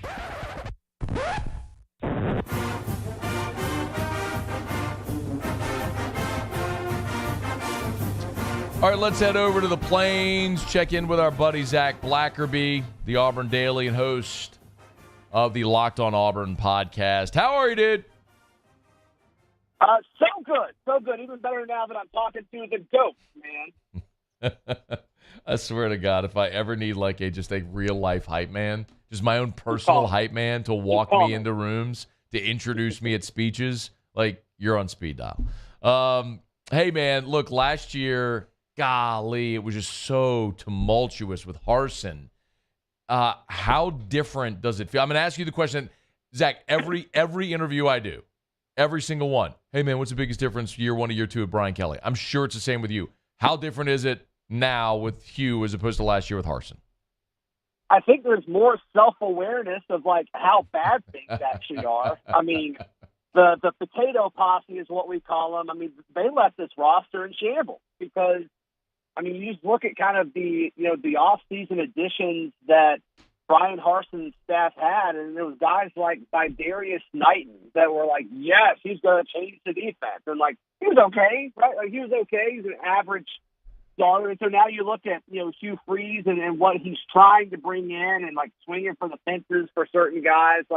I think there's just some kind of awareness of, wow, we are not anywhere close when you look at Auburn, anywhere close to a roster that could compete in the SEC. I mean, he had to totally flip the thing in the first transfer window, and he went out and essentially got a whole new offensive line. And, just kind of talking to sources and boosters and folks that I know that he spoke with, he's like, when he took over the team, he's like, there is one SEC offensive lineman on this roster. There's one. one. And so, we went out and got 9 guys, and so we'll see what that looks like moving forward. But, yeah, it's just he took over a terrible situation, and so I think we were all kind of lying to ourselves over here on the Plains about how things were under Brian Harsin, and now it's like, okay, things aren't great right now under Freeze, but he's aware of that, and he's doing something about it. Who coming out of spring, have they settled who's going to play quarterback? No, and I'm still standing by Auburn starting quarterback in 2023 is not on the roster. And until today, I would have said he's probably not even in the portal yet. That may have changed this morning. We'll see. And, there may be some time for other grad transfers to leave their current school and, possibly consider going to Auburn. But as of right now, I don't think it's Robbie Ashford. I don't think it's TJ Finley, which, of course, you guys know well down there. Sure. And I don't think it's Holden Gerner currently. So fill me in. Who jumped in the portal today who might be a target? Casey Thompson. From Nebraska. Talked to some sources up there in Nebraska. I wrote about this at auburndaily.com if folks want more details on this. But sounds like there's 6 schools that he's interested in. Auburn is one of them, and he said Auburn was in the top 3. And he's not expected to stay in the portal for very long. So we will certainly see. What his timeline looks like and how aggressive Auburn and Hugh Freeze are with possibly getting to the plate. What is coming out of spring? What is in place? What feels solid offensively for Auburn right now? I think the offensive line, the first 5 guys are actually pretty good. I think that was the best part of what we saw, on A-Day and throughout spring. And of course, Auburn's running back room. I think Auburn's got, a quietly deep running back room. Despite losing Tank Bigsby, I think it's actually a better running back room going into the season than what we saw last year. I think Jarquez Hunter's really, really good. Damari Austin is really, really good. Jeremiah Cobb was one of the best running backs in this year's class. He didn't go through spring, but, he'll enroll in the next few weeks. I think he could be a really, really special freshman player. And then they went out to, USF and got Brian Batty. He's one of the best returners in college football a year ago. And so I think he's probably going to be a little bit of a gadget type guy. So I think there's a lot to like about the running back room. But yeah, the offensive line situation, I think, is pretty solid. This has a chance to be the best Auburn offensive line since 2017 when they competed for the conference. Zach Blackerby is with us, Locked On Auburn. When it comes to the Locked On Network and just covering Auburn and being an all-around awesome guy, he's actually the GOAT. Ron Roberts is the defensive coordinator. Everyone in Louisiana knows Ron Roberts. We did a draft party last night at a cigar bar. Dude, my voice is just non-existent today. My apologies. We all know Ron Roberts. How steep of a climb does he have there defensively? I think the starters are pretty much set. I think there's some question about the linebackers. They went out and got a few guys, then 3 or 4 linebackers into the portal during spring and then shortly after. So I think, I think they probably have a good idea of what that front 7 looks like. And then Auburn's cornerback situation, I think, Matt, it's got a chance to be one of the best cornerback rooms in the SEC. I think DJ James is really, really special. I think Nehemiah Pritchett's really stinking good. He just wasn't used right last year. And I think Can Lee is a true freshman that's going to play right away. He's one of the 7 flips that Hugh Freeze had going into that early signing day. So I think he feels good about those 3, and I think he feels good about the starting defensive front. My biggest concern, and I bet Coach Roberts' biggest concern, is pass rush. I think they feel good about most everything else, but that edge position, they call it the jack in a Ron Roberts system. He's going to have to scheme some pressure because I don't think it's going to come from guys consistently winning one-on-one battles when it comes to pursuing the quarterback. So I think that's probably his biggest concern, Matt. Zach, if I'm not mistaken, the last I saw, Vegas odds win totals for Auburn are over under 6. I get it. The starting quarterback probably isn't even on the roster, as we just talked about, so a lot's going to change between now and kickoff. But if you had to peg it now, does that number seem right? I think that's a good line. We've kind of done this a little bit on Locked On Auburn, and I always kind of hover around 7 and 5. So I think 6 is probably a good number because I'm sure I'm slanted, towards Auburn's favor a little bit. So, you've got Alabama and Georgia at home, so that stinks. right? Because you're probably going to lose those games. We'll certainly see if Alabama can replace, all the things that they've lost. And I think Georgia's going to be just fine. So those are tough things. So that's probably 2 losses at home. But you get a lot of these toss-up games. You get at home, like the Mississippi schools. You get at home. Your non-conference schedule is the easiest non-conference schedule that Auburn's had in a long time. Their P5 opponent is Cal. You got to go to Cal, but that certainly should be winnable. So that's 4 right there, Matt. And if you split with the Mississippi schools, and then if you can beat Arkansas, you're bowl eligible. Look, bowl eligible at Auburn that's a low standard, right? But we all understand what Hughes inherited here from Brian Harsin. But that feels, it's 2 years. Yeah, it feels. It's 2 years since Auburn's been to a bowl game. But Zach, it feels doable. Maybe it's just, I have a lot of respect for Auburn's program and the thorn in the side they've been for LSU for a lot of years. Just the nature of that. But that feels very doable. I have no idea what Cal has. Is Cal going to be good this year? I'm sure you've done some digging on them. Yeah, they seem like they're a below-average Pac-12 team. Yeah. And so, I just don't think that program's in a really good place. They haven't done anything recently.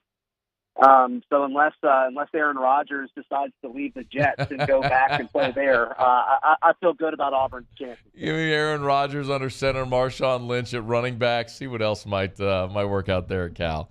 Zach Blackerby, Locked On Auburn, and Auburn Daily Need Auburn News. That's just that's where you go. It's where everybody goes to get their Auburn news because he's the best. We appreciate you, man. Have a great weekend. Hey, you too, buddy. Thanks. All right, man. Be well. It's After Further Review. Thanks for being here with us. NFL Draft resumes here in a little more than 90 minutes. And also first pitch of LSU and Alabama in about 90 minutes. So we'll have we'll have dueling screens tonight at the Scone household, at Casa de Scone, as we look forward to LSU and Alabama game 1, and then what the Saints are going to do at 40 and what LSU players may come off the board. So it's going to be a really fun night. Friday shows are brought to you by Don Juan Cigar Bar, where we were last night, which is always a great spot, man. Y'all get on by Don Juan this weekend. You want to go unwind, have yourself a cocktail, a neat pour, top shelf. They got it. They got craft beer for you, draft and bottle and can and all the good stuff. And, of course, fine premium cigars. You go hang out at Don Juan Cigar Bar, whether you're sitting at the bar in one of their private bays with the big, comfortable leather chairs. Just awesome. Go see our friends at Don Juan Cigar Bar. Okay, quick break. Let's head up to Clemson when we come back.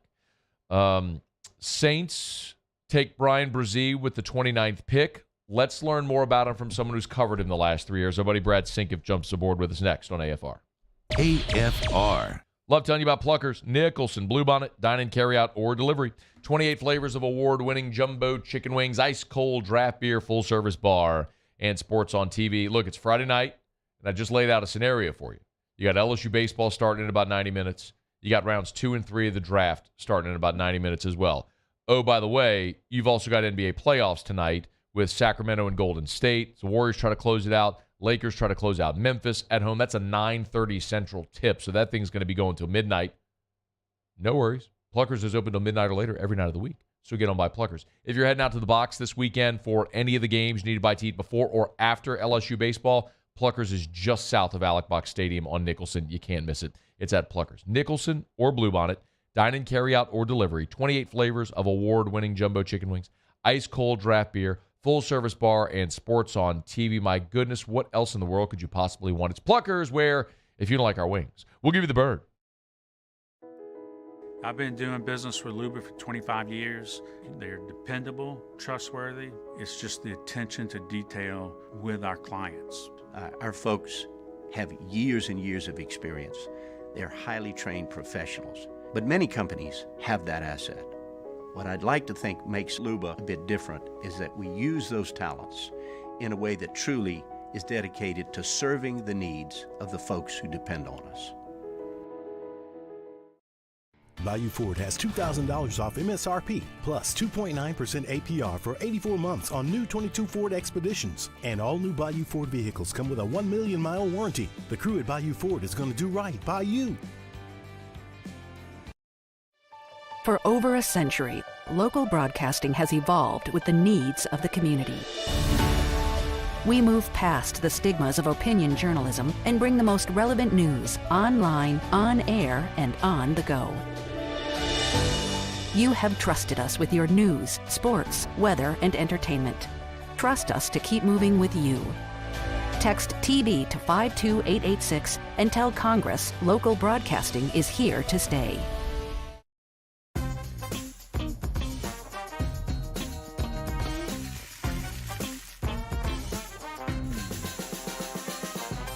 The best kept secret in town is out. Discover Tallulah at the Renaissance Hotel on Bluebonnet. Hey, what's up, y'all? It's that time again. It's heating up. Your boat's getting ready to come out and spend all summer on the water. It's time to take your boat to the next level with front-to-back boat service, where if you want an incredible custom speaker install, it's going to blow people away in the water, that's there for you. You want an HD sonar where you can see the fish under the water before you cast, beat all your friends, that's there for you at front-to-back boat service. So don't put it off. We got the parts in right now. Get them now before they go back on back order. Front-to-back boat service. Gulf Coast Office Products is a nationally recognized Savin office equipment dealer based right here in Louisiana. Over 100 employees strong, Gulf Coast has the boots on the ground to support all vertical markets, from education, engineering, legal, and finance. With the latest in office technology, from desktop to production segment units, Gulf Coast and Savin have the perfect fit for you. Call 225-756-2644. That's 756-2644 for Gulf Coast Office Products. Hi, I'm Brandon Landry, founder and CEO of Walker. Hi, my name is Dr. Craig Green. This is Ryan Terrio with HUDCORoofing.com. Hey, it's Matt Moscona. No matter how big your commercial roofing job, HUDCO can help. My patients come to me because they trust that I can get the job done at a high level. Ryan Terrio and Richard Tilley have the same level of trust when it comes to roofing. If you have a roofing issue, call HUDCO Roofing. Give us a call, 364.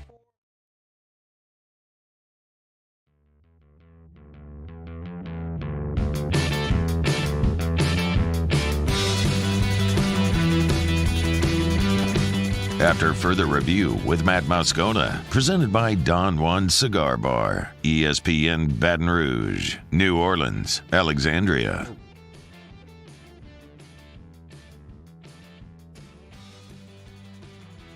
An athletic, disruptive defensive tackle who's going to come in and work hard every single day. Come in and do everything he needs to earn the respect of the players and the coaches on the team already, and just leave it all out there. That is Saints' first-round pick, Bryan Bresee, a guy that many people had mocked to New Orleans at 29 overall. The Saints were able to be patient, and there he was, and they made the pick. Let's find out about him. Our buddy Brad Senkiw, who we got to know really well back in 2019 when LSU and Clemson were playing for the Natty. We get to call on him again from 105.5 The Roar. Glad to have Brad rejoining the show. Hey, man, it's great to chat. Thanks for the time. How are you? Oh, Matt, it's my pleasure. It's always good to talk to you. I'm doing really well, and I'm glad to be on with you today. Hey, man, I want to start with the most obvious question everyone here is asking. Then we can get into some of the nuance. A lot of people here are worried about an injury history with Bryan Bresee. He downplayed it. The Saints downplayed it. What are your thoughts on his, I guess, general lack of availability during his 3 years in Clemson? Well, to me, the concern is the lack of development from missing so much time. It's not really the injury. I don't think of him as an injury-prone guy. I know that, the knee injury that he suffered in 2021, that was just kind of a freak thing, blew out a knee. It happens to a lot of guys, and I didn't think that much of it. Last year, he was sick. He was dinged up. Like, he just wasn't, plus he had all the off-the-field things going on with the tragedy with his family. So, I don't know that it compounds into something where I feel like he's an injury-prone guy. He needed to be on the field. He needed to develop more, and I think that was really the knock. I think the medical stuff, you really shouldn't worry long-term about that. I think he'll be okay. Okay. That's fantastic to know. The interesting thing is when you look back of Bryan Bresee as a prospect, like, he was, like, number one everything, right? I mean, the number one defensive tackle, one of the top player in the country. I mean, he was a phenomenally highly rated player. Can you walk us back to that recruiting process and what the thought was when he signed with Clemson back in 2020? Sure. This was one of probably the best recruits Clemson's ever had. I mean, really, this guy was his film in high school was phenomenal because he was a man among boys. He was over 300 pounds already. He was, 6'4", 6'5". He was bigger than everybody out there on the football field that he played against in Maryland, and he just dominated. I mean, he was in the backfield on every snap. He was already past his guy.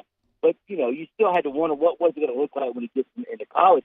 I remember just being, just blown away with just the sheer size of him and the fact that somebody can move as well as he can at that time. And he really does. He almost looks a little too heavy at times, but when you see him on the field, I don't think he carries that weight forward. And so I remember thinking the first time I saw him, man, this guy's going to be an absolute monster. And his lower body strength is what always stood out to me when he was a young player. And I think he's built up his upper body. That took a little bit of time. But that lower body, that explosiveness off the ball was something that Clemson really, really coveted. I mean, everybody in the country wanted this guy. And he was, Clemson's really fortunate to get him. And I think he was certainly a high-level recruit that, I know some people may say he didn't live up to it, per se, but still has that pedigree in him. I guarantee it. Brad Senkiw's with us. He's on Twitter at Brad Senkiw, Senkiw. Don't go spell it phonetically. You're not going to find him. I just looked it up, Brad. He was the 18th highest rated player in the history of the 247 composite. Like, this was a massive, massive recruit. So he shows up on campus, and obviously it's the COVID year. Walk me through what that freshman year was like for Bresee.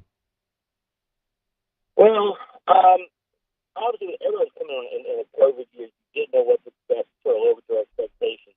He was out there from the very beginning. I don't know if he actually started the first game, like he was on the field starting, but he played a whole bunch of snaps. It was with Wake Forest in 2020, and he was in the backfield one of the first couple snaps that he played. So he was ready to go. I mean, out of the box, even without the full development, the full summer. We all remember how 2020 went. We knew there was going to be a season. And, these guys had to do a lot of work on their own. He was ready to go, though.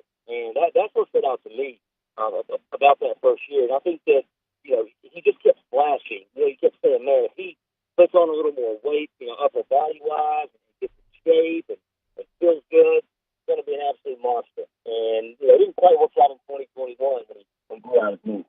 Yeah, so blew out the knee in 2021, and then obviously this past year, his junior year, a big part of the season got derailed because of the tragedy. He had a young sister that had cancer and tragically passed away.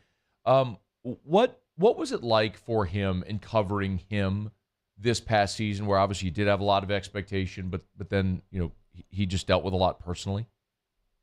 Yeah, it was hard, and it was really sad to see that family go through what they did and have to deal with just at first just the constant. The illness side of it, and the parents were flying back and forth. They wanted to be with her in Maryland with Ella, and then they would come back. Hopefully, they would come back and try to get to Clemson to see games. And then it was early in the season. I think it was the home opener. She was supposed to be honored on the field, and she fell really ill. And it was about a week later that she passed, and it just absolutely crushed everybody in the community. I mean, it reached every single person who had ever seen or been around Bryan Bresee. And he was just in a very different state, and he had to step away from the team, obviously. But a lot of the guys went up there and saw him. A lot of guys went to the funeral, and they were around him and with him. And then when he came back to the team, I mean, it was just a shot in the arm. People talked about how when Bryan came back, that he said that he had to be there for them because they were there for him during the tragedy and the loss of his sister. He thought he had to repay his team by coming back. He didn't need to come back, man. He could have set out 4, 5, 6 weeks, and no one would have said a thing about it, and no one had a problem. He was back in a couple of weeks on the field at Wake Forest. He played really well. He even tipped a ball that basically saved the game that helped force Wake Forest into a fourth-down situation for Clemson to hold on and win in overtime. So he came back and did that, and it was just your heart went out to the guy, but man, you just gained a ton of respect for him. How he handled himself, he was so mature about it. He played for his sister. He did it for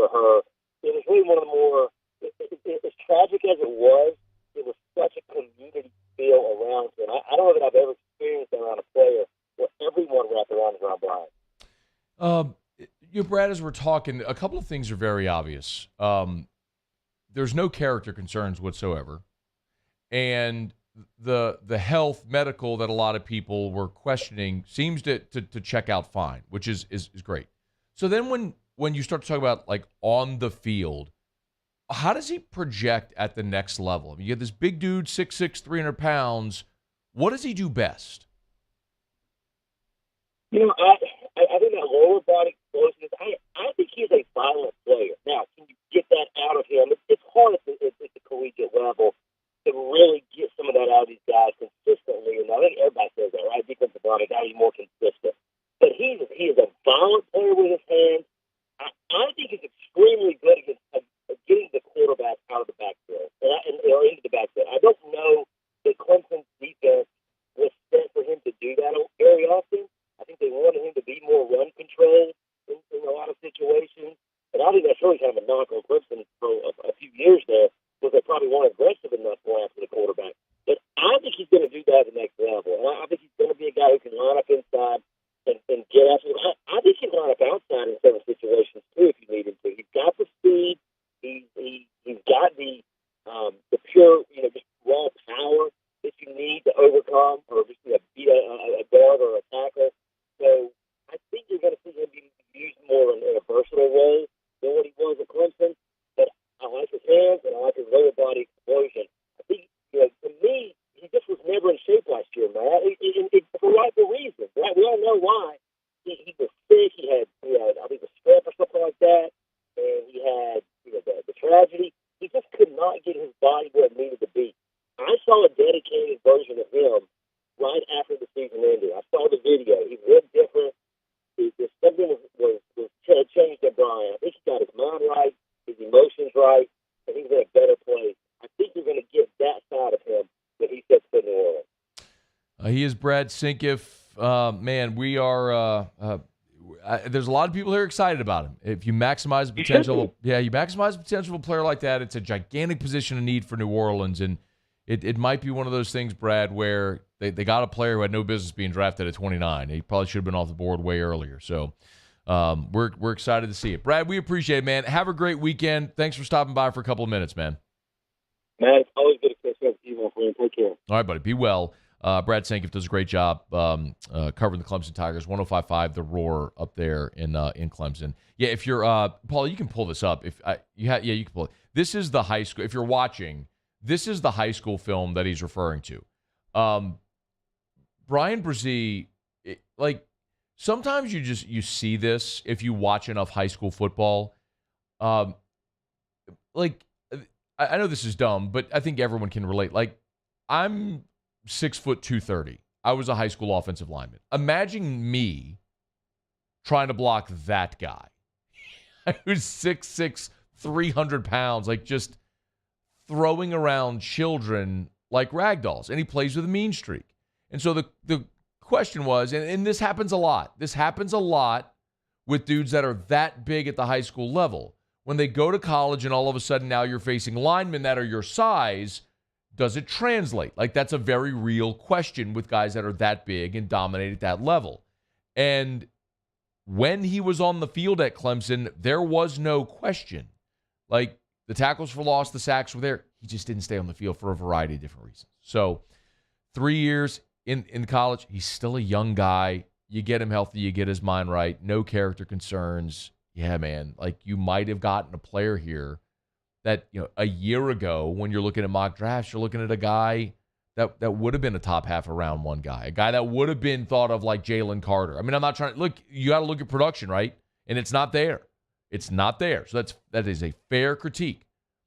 But ability is there. And I think that's why a lot of people are excited about this. So, all right, Bryan Bresee, Saints first round pick. 7 more picks for the Saints. I'd bet my right arm they don't make 7 more picks the rest of the way. There. How many do you think they make? Muse, how many do you think they make? Of the 7 remaining? 4. Okay. Paulie, how many of the 7, how many do they make? I'll say 5. Okay. I was going to say 5. I think they trade up twice, but one of the trades may require multiple picks. 4 is not a bad guess, but I'll say 5. I think over the next 2 days they'll make 2 trades. They'll make at least 2 trades. That's probably the better bet. Like if I went over under 1.5 trades, I would go over for the Saints. They're going to go up, like we talked about. They don't have 8 roster spots for rookies to come in and take. So I don't see them making 8 picks. But if there's guys you like, go get them. And they certainly got plenty of needs that they can address here. So Bryan Bresee goes 29, and we'll look ahead to see what happens here for the Saints the rest of the way. Okay, quick break. LSU Tigers and the pros. Oh, let me remind you about DraftKings, official sports betting partner of the NBA. You do have a couple of potential closeout games tonight. Remember, if you're a new customer, download the DraftKings Sportsbook app. Use the promo code Baton Rouge. New customer, download the DraftKings Sportsbook app. Use the promo code Baton Rouge. New customers, download the DraftKings Sportsbook app. Use the promo code Baton Rouge. One word. Make a $5 pregame moneyline bet on any NBA playoff game. If it hits, they'll give you $150 in free bets, just like that, at the DraftKings Sportsbook. Every single day of the NBA playoffs, every customer, new and existing, can make a no-sweat same-game parlay. You got to opt in. You'll see the little tab where you slide it to opt in for that promotion. Use the promo code Baton Rouge and make a no-sweat same-game parlay every single day of the NBA playoffs at the DraftKings Sportsbook. Of course, Major League Baseball, NFL draft props are still out there, tons to bet on, and you can have fun every single day on the DraftKings Sportsbook app. Just use that promo code Baton Rouge to unlock all of their great deals. It is the DraftKings Sportsbook. 21 and older, physical present in Louisiana. Select parishes only. Bonus bets expire 7 days after issuance. Opt-in required. One bonus bet issued based on amount of initial losing NBA bet. Eligibility, wagering, and deposit restrictions apply. Terms at sportsbook.draftkings.com/basketball. Terms. Licensee partner Golden Nugget like Charles. Gambling problem? Call 1-800-GAMBLER. 1-800-426-2537. All right, y'all. It's After Further Review. We're glad to have you hanging out with us here, man. We've had some good stuff already. Thanks to Brad Senkiw. Thanks to Chris Lee of VandySports.com. Our buddy Zach Blackerby of Locked on Auburn for stopping by for our SEC spring recaps. Larry Holder in 15 minutes. Of course, Larry covers the entire NFL now, so we'll recap yesterday, look ahead to the weekend, winners, losers, needs, all that sort of stuff. We'll get into that with Uncle Larry in about 15 minutes. Also, next hour, we will preview LSU-Alabama series. We will talk about the Saints draft preview for days 2 and 3 of the draft. There is a player, a Louisiana player, that jumped in the portal yesterday. You probably know if you were watching the draft companion show last night. We did talk about it. I do want to talk about him in hour number 3 because I would be stunned if he's not an LSU Tiger, and I think it's going to be a really significant get for the Tigers if they're able to get it. So we'll talk about that coming up next hour as well. You still have Tigers and the Pros when we return on AFR. AFR. If you're bebopping around this weekend and looking for something to do or to grab a bite to eat, you can get by either the Watermark Hotel downtown or the Renaissance Hotel Southtown, right there on Bluebonnet. We start with the Watermark. Watermark downtown, gorgeous property. As we say often, Baton Rouge's first skyscraper. It was the old Louisiana National Bank building. It is gorgeous. This is Baton Rouge's premier hotel property. When you walk into the lobby, though, if you've never had a cocktail at their lobby bar, go. If you've never eaten at the Gregory, go. They have Saturday and Sunday brunch at the Watermark inside of the Gregory. Go try it. And by the way, they have complimentary valet parking for the Gregory as well. So just you don't have to worry about parking downtown. Another thing that the Watermark makes it so seamless. That's the Watermark downtown. Remember, also, you've got the Renaissance Hotel on Bluebonnet. Tell you every day about Tallulah, a great way to have a cocktail, enjoy the terrace out there. It's Tallulah inside the Renaissance Hotel on Bluebonnet. Bayou Chrysler Dodge Jeep Ram has $15,000 off all new 2022 1500 SCA trucks. And all new Bayou automotive vehicles come with a 1 million mile warranty. If you need sales or service, the crew at Bayou is going to do right by you. I'm Chris Nakamoto, and here's what I'm working on for my stories on WBRZ Channel 2 tonight. An Iberville Parish school employee is under investigation and was terminated from her job after allegations came to light that she crossed the line with a student. That employee and the student questioned by investigators. We'll tell you where the investigation stands and whether criminal charges could come. I'm Chris Nakamoto from WBRZ. Watch more tonight on WBRZ Channel 2. Hey, what's up, y'all? It's that time again. It's heating up. Your boat's getting ready to come out and spend all summer on the water. It's time to take your boat to the next level with front-to-back boat service, where if you want an incredible custom speaker install, it's going to blow people away in the water, that's there for you. You want an HD sonar where you can see the fish under the water before you cast, beat all your friends, that's there for you at front-to-back boat service. So don't put it off. We got the parts in right now. Get him now before they go back on back order. Front to back boat service. Hello, Samantha, dear, I hope you're feeling fine. And it won't be long until I'm with you all the time. But until then, I spend my money up right down on my last dime. Come on, live Baton Rouge.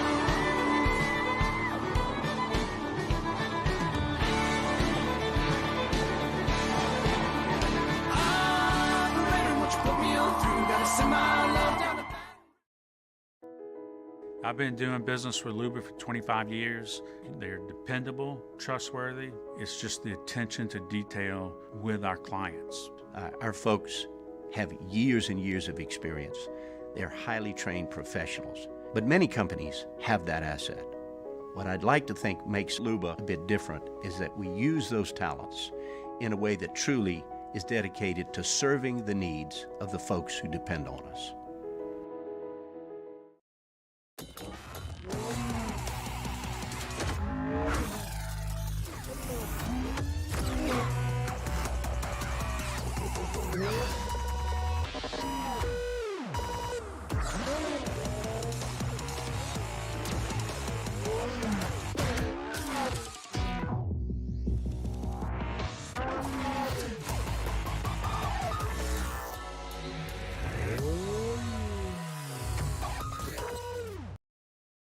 All right, let's say ah. Where'd my spotlight go? Super weird, but we can take care of it. Get in and get better.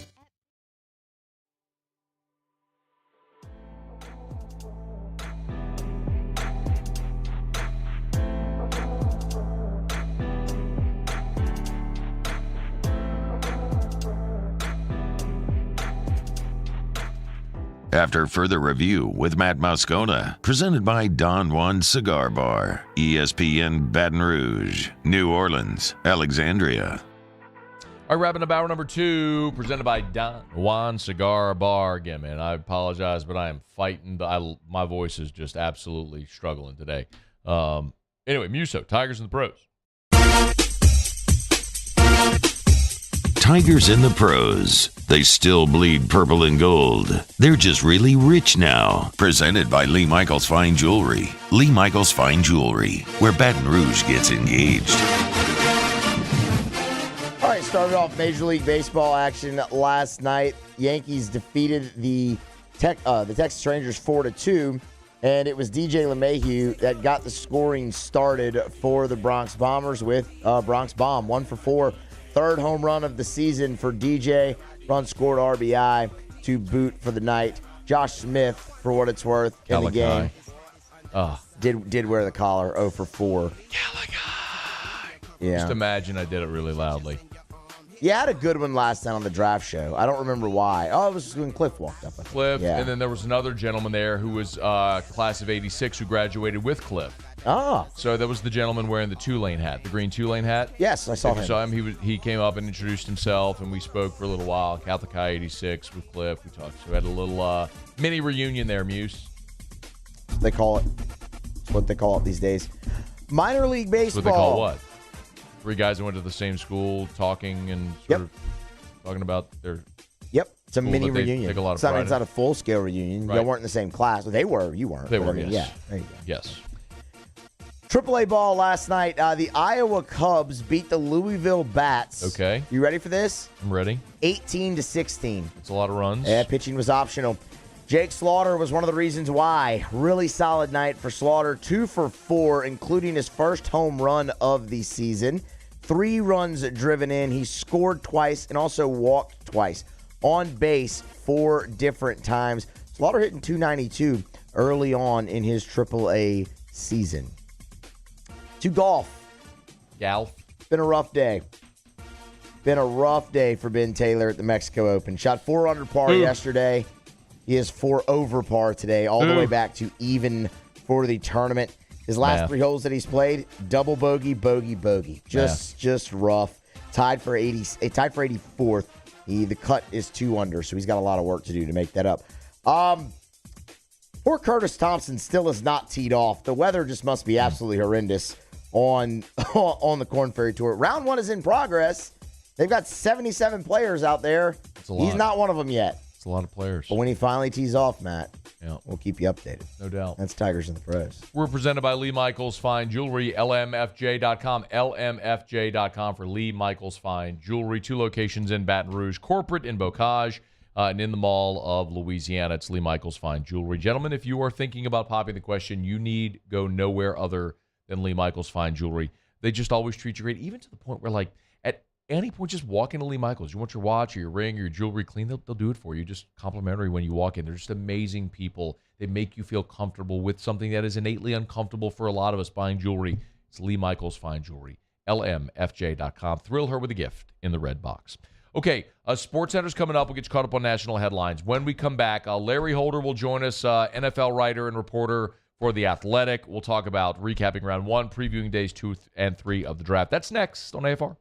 AFR. Where SportsCenter is coming right up, but I get to remind you about Shaw Bills Tire and Auto Service. Normally, I'd let Terrio yell right here, but he's coaching high school baseball, so I'll handle it. ShawBillsTire.com, ShawBillsTire.com. Get to ShawBillsTire.com and check on all of the great promotions they have going on. Listen, you got to have tires. You want, especially if you're riding around in a vehicle with your family, you want the best tires on the road, the tires that are going to last, that are going to really grip the road, that are going to be water repellent and resistant. You want the best tires on the road, but you want them at the best price. Well, that's why you go to Shaw Bills. Remember, when you go to Shaw Bills, ask about the Shaw Bills credit card. If they don't ask you, which I'm sure they will, but if they don't, make sure you ask about the Shaw Bills credit card. First time you use your Shaw Bills credit card, they'll knock $50 off whatever purchase that you make. So, like, it's an oil change. You basically get a free oil change the first time you use your Shaw Bills credit card. It's at Shaw Bills. 18 locations across South Louisiana for more than 50 years. Shaw Bills, where we keep you rolling. Gulf Coast Bank and Trust is giving our customers the power to bank anywhere, anytime during this challenging event. And we're right there with you. Our mobile banking app is a smart way to manage your money and time.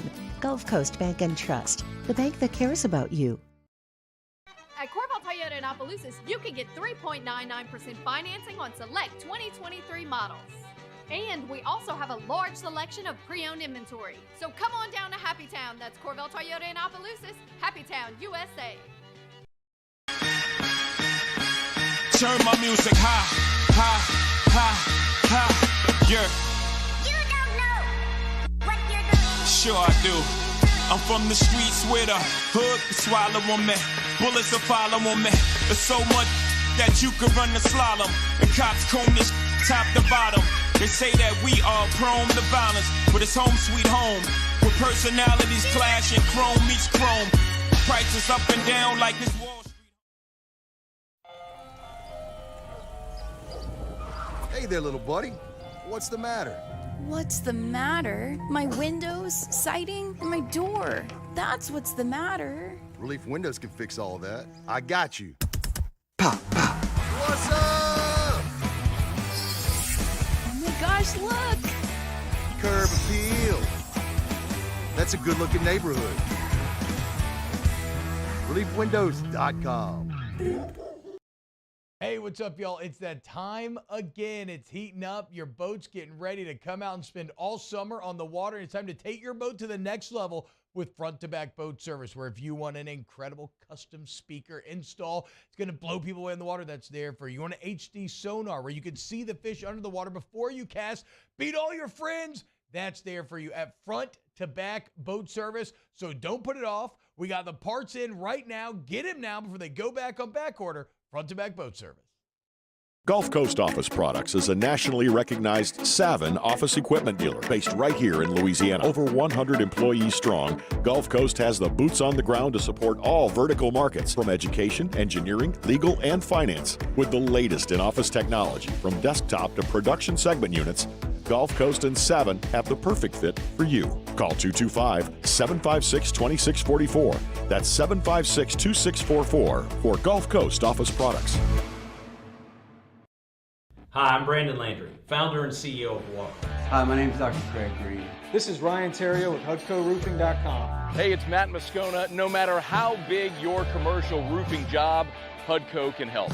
My patients come to me because they trust that I can get the job done at a high level. Ryan Terrio and Richard Tilley have the same level of trust when it comes to roofing. If you have a roofing issue, call Hudco Roofing.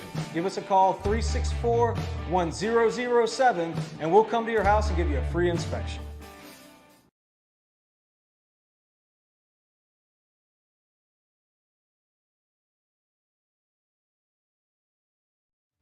All right, Kansas City, it's time to get the show started. The 2020. Matt Moscona. I'm very important. After further review. Say it one more time. After further review with Matt Moscona. And here we go. ESPN Baton Rouge, New Orleans, Alexandria. Live from the Mercedes-Benz of Baton Rouge studios. That's right.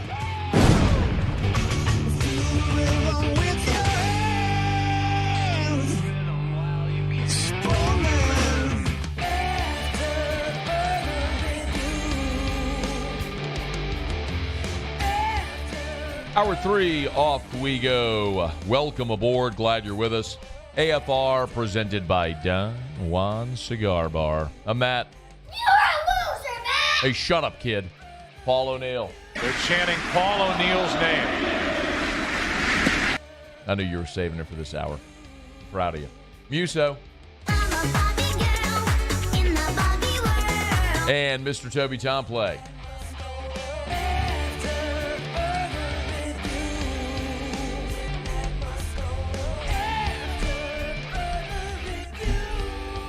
All right, we're here. Glad you are as well. 5 o'clock quitting time. Glad you are driving home with us. Of course, the voice of that snot-nosed little brat telling me to shut up every day, or calling me a loser that I tell to shut up every day, is none other than the son of our friend Uncle Larry Holder, NFL writer, reporter for The Athletic, who's good enough to jump aboard with us here as we are less than 60 minutes away from the resumption of the NFL Draft, hour number 2. Uncle Larry, how are you? Look, I wouldn't tell your child to say whatever you just said. I mean, that was borderline hurtful. My child also wouldn't call you a loser. Are you sure? I'm quite positive. I don't even know that he knows that word, actually. Unless if I taught him and he just mimicked it, that would probably be the only way. Like he started. If he ever listened to your show and some of the things that you say, I assume that he would know. He does. He did say some not great words at school this week. Now that's my boy, Drew. That boy, yes, sir. Just wanted to get that out there. Yes, sir. Drew, you're my guy, dude. All good. We get the report coming home, from the teacher, and it's like they always want to say something positive, right? So they don't want to put something negative on the report. So it's like even if it's a bad thing, it's spun positive. So working on using nice words at school was like the comment at the bottom. Matt, you and me, we both cringed. We're like, oh no, because like disclaimer, I have 2 boys. Of course, Matt has Drew, and it's just like, oh no, listen to us loser parents. Yep. Dads, it's like, oh no, just total disaster. And we just know where they heard it from. It's like Drew sitting, it's you and me. Drew's sitting around, sitting with me watching LSU baseball games, and there's no doubt that's where he's hearing that. So, exactly. Anyway, so my apologies to Miss Cindy, who does a great job, by the way. We love the staff and the faculty over at St. Lily, and they're great. I would assume she would. Look, yeah. I don't know her, but I know. She's a great job. She's phenomenal. Hey, day one takeaway. I am going to ask you some Saints stuff, but I do want to talk big picture NFL. Obviously, Larry covers the NFL now for the Athletic, not just the Saints. But if I said, okay, what was your biggest takeaway from day one of the draft? Like, what's the lead? I would look at it, and I'm going to kind of venture away from the Texans because that's an easy one where they go get C.J. Stroud and then trade back up to go get Will Anderson. But look, I look at the Eagles, and they basically are building the Georgia defense. I mean, they go get Jalen Carter. It's not a bad plan. Right, it's not a bad plan, but look, sometimes they could be had, but still. No, look, they go get Jalen Carter, who, if you ask people, he could be the number 1 most talented player in the draft, and yet he's got some maybe questionable character issues depending on who you talk to. And then they go get Nolan Smith, and he's at 30. And so you look at it, and then you look at the drafts that they've done in the past, and they're adding it all up and trying to make a Georgia defense. So I think that's one that kind of sticks out to me more than anything else, just because I still have this little NFC bias, but just because of my years covering the Saints. And so you look at in that map, and they lost Javon Hargrave. They go get Jalen Carter, who could have been the number one guy at some point if he wasn't having any kind of issues. And Nolan Smith, I might as well just kind of spin this forward, because I've heard a lot of people ask me about why didn't the Saints take Nolan Smith, because he was so highly touted, this, that, and the other. And but to me, he fits the Hassan Reddick mold, which is who they have now. And you move that forward, then you have that guy. So I think that the Eagles have kind of gotten richer, which is, I'm sure Saints fans are really kind of ticked off about, just because they feel like they've been kind of hoodwinked over the Eagles the last couple of years. Well, the Eagles have only gotten stronger as a result of the Saints' picks, but that's what good teams do, and it's on the Saints to maximize the picks they've made. By the way, a thought on Bryan Bresee going 29 to New Orleans. Look, I think that's the pick that had to be made, and it seems like, and I kind of fell into that too, that it is the Sheldon Rankins 2016 pick. Like, everyone figured they needed a D tackle, and he seemed like a guy that would be there. He might not have been there. You never know at 29. It's not as optimal as it would have been with Sheldon Rankins, because he was much earlier in the draft. But I'll just put it to you this way. Our draft guru, Dane Brugler, who is incredible, he has him as the number 23 overall player. And he fits what you would want as a 3 technique at defensive tackle. And to me, I think that pick seems like a no-brainer. I know Saints fans, and trust me, I've heard it from people, that, oh my gosh, he's off injured, had an ACL injury, he's had some other issues. Is he going to work out? Well, at least they didn't trade up for him. So, I think we should be okay with that. But I feel like that he was the pick that you needed. And again, I'll pivot back, because the Nolan Smith argument, because he went at 30, a lot of pundits had him top 10, top 12. To me, he doesn't fit what the Saints do. We know how the Saints roll. He is a 3-4 edge guy, and the Saints obviously don't run a 3-4. They run a 4-3. And so I think they needed a 3 technique defensive tackle in the same mold as the Sheldon Rankins, same mold as a David Onyemata. They got him. I think he's going to be a really good pick. To me, it's a smart pick, just in the value where it was. It's not Peyton Turner, where I could tell you when they made that pick in our rankings at The Athletic, he was in like the 50s overall. Like, this is not a reach. This is a good, solid pick that I think will work out for the Saints. He's on Twitter at Larry Holder. Before we move ahead, one more. Do you look at the 31 picks made in round one at anyone in particular and say, yeah, that was a reach? I think Jack Campbell, whoever. Okay. I think that's a reach. I'm almost wondering if the coach with the Lions is just drafting his son, who's not actually his son. So I think that's a reach. And also, might as well pivot up top. Might as well pivot up top, because Jahmyr Gibbs, I think that's a reach as well. I think the Lions are just kind of rolling around, like throwing some dice around and figuring out, like, if the Lions wanted a running back, why not go get Bijan Robinson? So I think that's, you add all that up, and I'm like, what are they doing? Yeah. So I'm questioning Dan Campbell and drafting his son that maybe we don't know about. I'm not trying to make insinuations here. I'm just having fun with you, my friend, Matt. No, we always do. He's on Twitter at Larry Holder. Let's look ahead to day 2. Will Levis is obviously the big story. Where do you see as the most likely landing spot for him? How long is this wait going to be?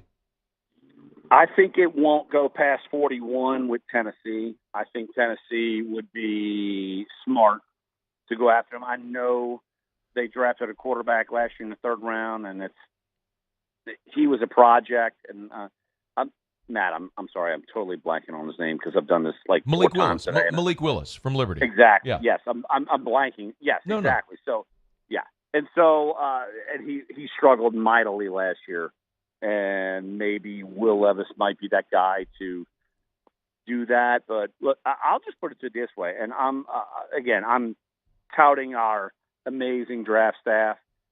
I'm not a draft guru expert on everything everywhere, but that's the beauty of the Athletic. We have it everywhere. And so our guru Dane Brugler has the Rams going with Hendon Hooker. I think. Oh, it's wow. 36. That's what I was going to. Yeah, so that's what I was going to ask. And then Will Levis at 41, which is a pick after the Saints. Yeah. So that's what he has pegged for tonight. But that might change. Look, I've seen the reporting, and I know we're reporting at the Athletic about things going on, calls being made that it didn't happen last night. People want to get back in the first round. Didn't happen, but still, look, there's a possibility that Levis is the fifth quarterback and not the fourth quarterback, and that Hendon Hooker might be the fourth quarterback. Player who did not hear his name called, aside from Levis, player who did not hear his name called round one that surprised you the most? I think Michael Mayer from Notre Dame, tight end. I thought, going through the draft, you kept hearing like these tight ends are really rolling, and obviously that wasn't the case totally outside of the Bills trading up and getting a tight end, but a lot of people were touting that. And so I'm wondering what happens there. And I do think that it's curious that wide receiver, usually you see a run on them, and it started later in the first round. And I'll just throw another kind of Saints. Obviously, your listeners want to hear about the Saints. Sure. Look, Dane Brugler again has pegged in his mock draft that they will take Jalen Hyatt from Tennessee. Okay. At number 40. And I think that would actually be good. Like, I was actually not opposed to them trying to maybe go get, if he fell, but obviously he went even before them in the round one. Quentin Johnson from TCU. I think they need a complement to Olave long term. So I think Hyatt would be a good pick if that rolls the way it does. Hyatt was a game breaker, obviously, at Tennessee. He's a blow the top off the defense guy. I think a lot of people would be quite all right with that. What about you? Is there a player that you might like to see the Saints target at 40? At 40, I wouldn't mind them taking a tight end, but I feel like that's kind of weak. I mean, and I'm not in love with the defensive end there. It's hard. I like the Hyatt pick. I really do. I know I'm copping out. No, not at all. I'm trying not to show my New Orleans blood, and trust me, so many people are saying Tajay Spears. I'm like, dude, not yet, not yet. In round two. Still, I know, not in round two, but man, I'd love to see him with the Saints. He's a great kid. He's a great player. Got injured, but man, I think he's going to be a star. But still, I think there's a lot of players floating around. I would not approve of a quarterback. I'm just not.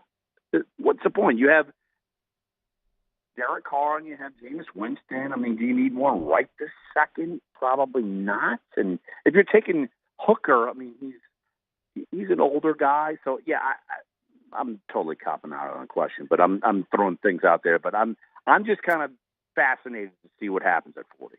Here's the good news, Larry. When the good news of being a bad team, when you're a bad team and you have a lot of needs, basically any good player at the position you're drafting is going to end up fitting something you need, because the Saints have many, many needs. But they addressed their most glaring one last night with Bryan Bresee, and we'll have to wait long tonight for the Saints to pick at 40. All right, you can follow his coverage over at The Athletic, NFL reporter for The Athletic, Larry Holder on Twitter, at Larry Holder. a.k.a. Uncle Larry, father to two fine, upstanding young gentlemen who are very polite and never rude to their elders. We appreciate the time as always. Let me throw in one quick thing, about you ripping my kids. Look, I love B.J. Ojulari. I just don't think he fits with the Saints. I agree completely.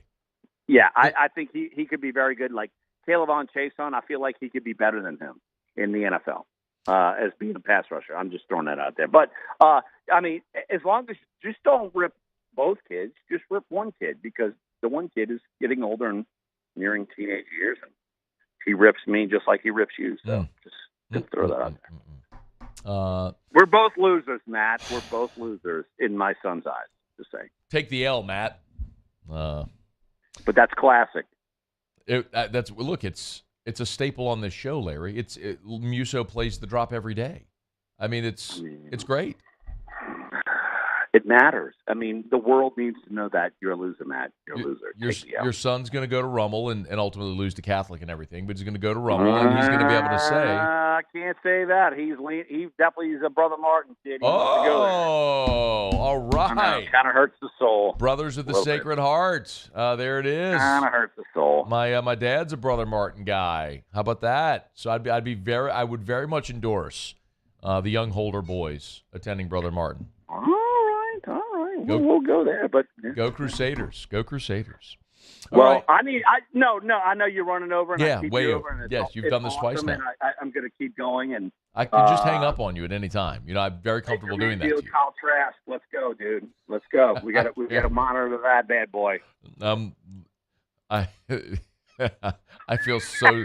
I am so supremely confident in my winning that bet. Can I just Venmo you the money now? No, you have to win me. You have to buy me a bottle of booze. It's not money. I don't want your money. I want a good bottle of booze. Is what I want. That's fine, and we'll drink it together. No, I'm not sharing with you. Why would I do that? It's mine. I won. Well, then I'll get it and present it to you and smash it over your head, and then who's losing now? It's ridiculous. That is absurd. Why would you do that? All right, now why not? Hang up on him. Have a great weekend, Larry. See Goodbye. You, buddy. Hang up on him. All right, it's after further review. Well, I hate to keep the Rummel party going, but I want to talk about Logan Diggs, and we're going to do that next. And I got a ton of LSU baseball I still want to talk about. We're going to preview the Saints draft for the rest of the weekend and all that stuff. So a lot to do. We're glad you're here. It's AFR. AFR. Tomorrow is the day. It is the sidewalk sale over at New Orleans Flooring. They need not offer any sale because basically every day is a sale. And I don't say that flippantly. That's very, very literal because they keep more than 1 million square foot of inventory in stock over at New Orleans Flooring.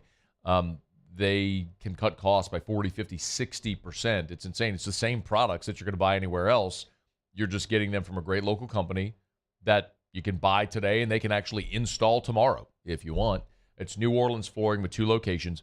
The Metairie location, of course, the original New Orleans Flooring in Metairie, and then the Airline Highway location in Prairieville. So if you're in our Baton Rouge audience, if you're going south on Airline in Prairieville, you pass the Walmart, they're on the right. You can't miss it. I mean, if you know where the Walmart is in Prairieville on Airline, it's just past that on the right. All right, it's New Orleans Flooring. Sidewalk sale is Saturday 9 to noon. Get on by and see the gang over at New Orleans Flooring, NOLAflooring.com.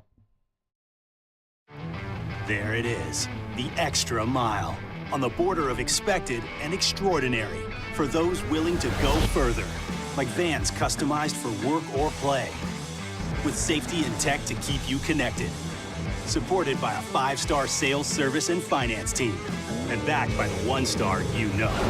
So go the extra mile. It's never crowded because so few have what it takes to go there. Mercedes-Benz Vans.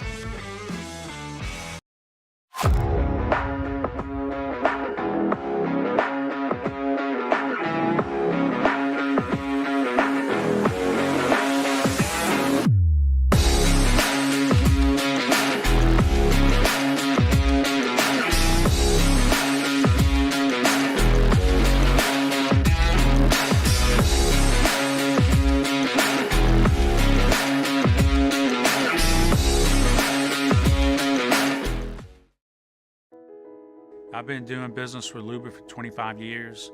They're dependable, trustworthy. It's just the attention to detail with our clients. Our folks have years and years of experience. They're highly trained professionals. But many companies have that asset. What I'd like to think makes Luba a bit different is that we use those talents in a way that truly is dedicated to serving the needs of the folks who depend on us.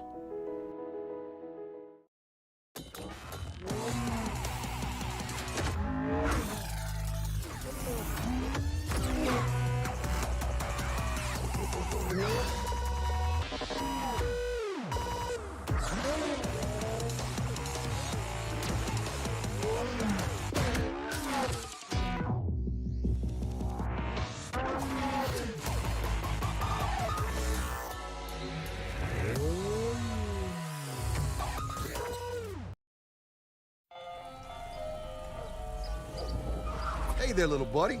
What's the matter?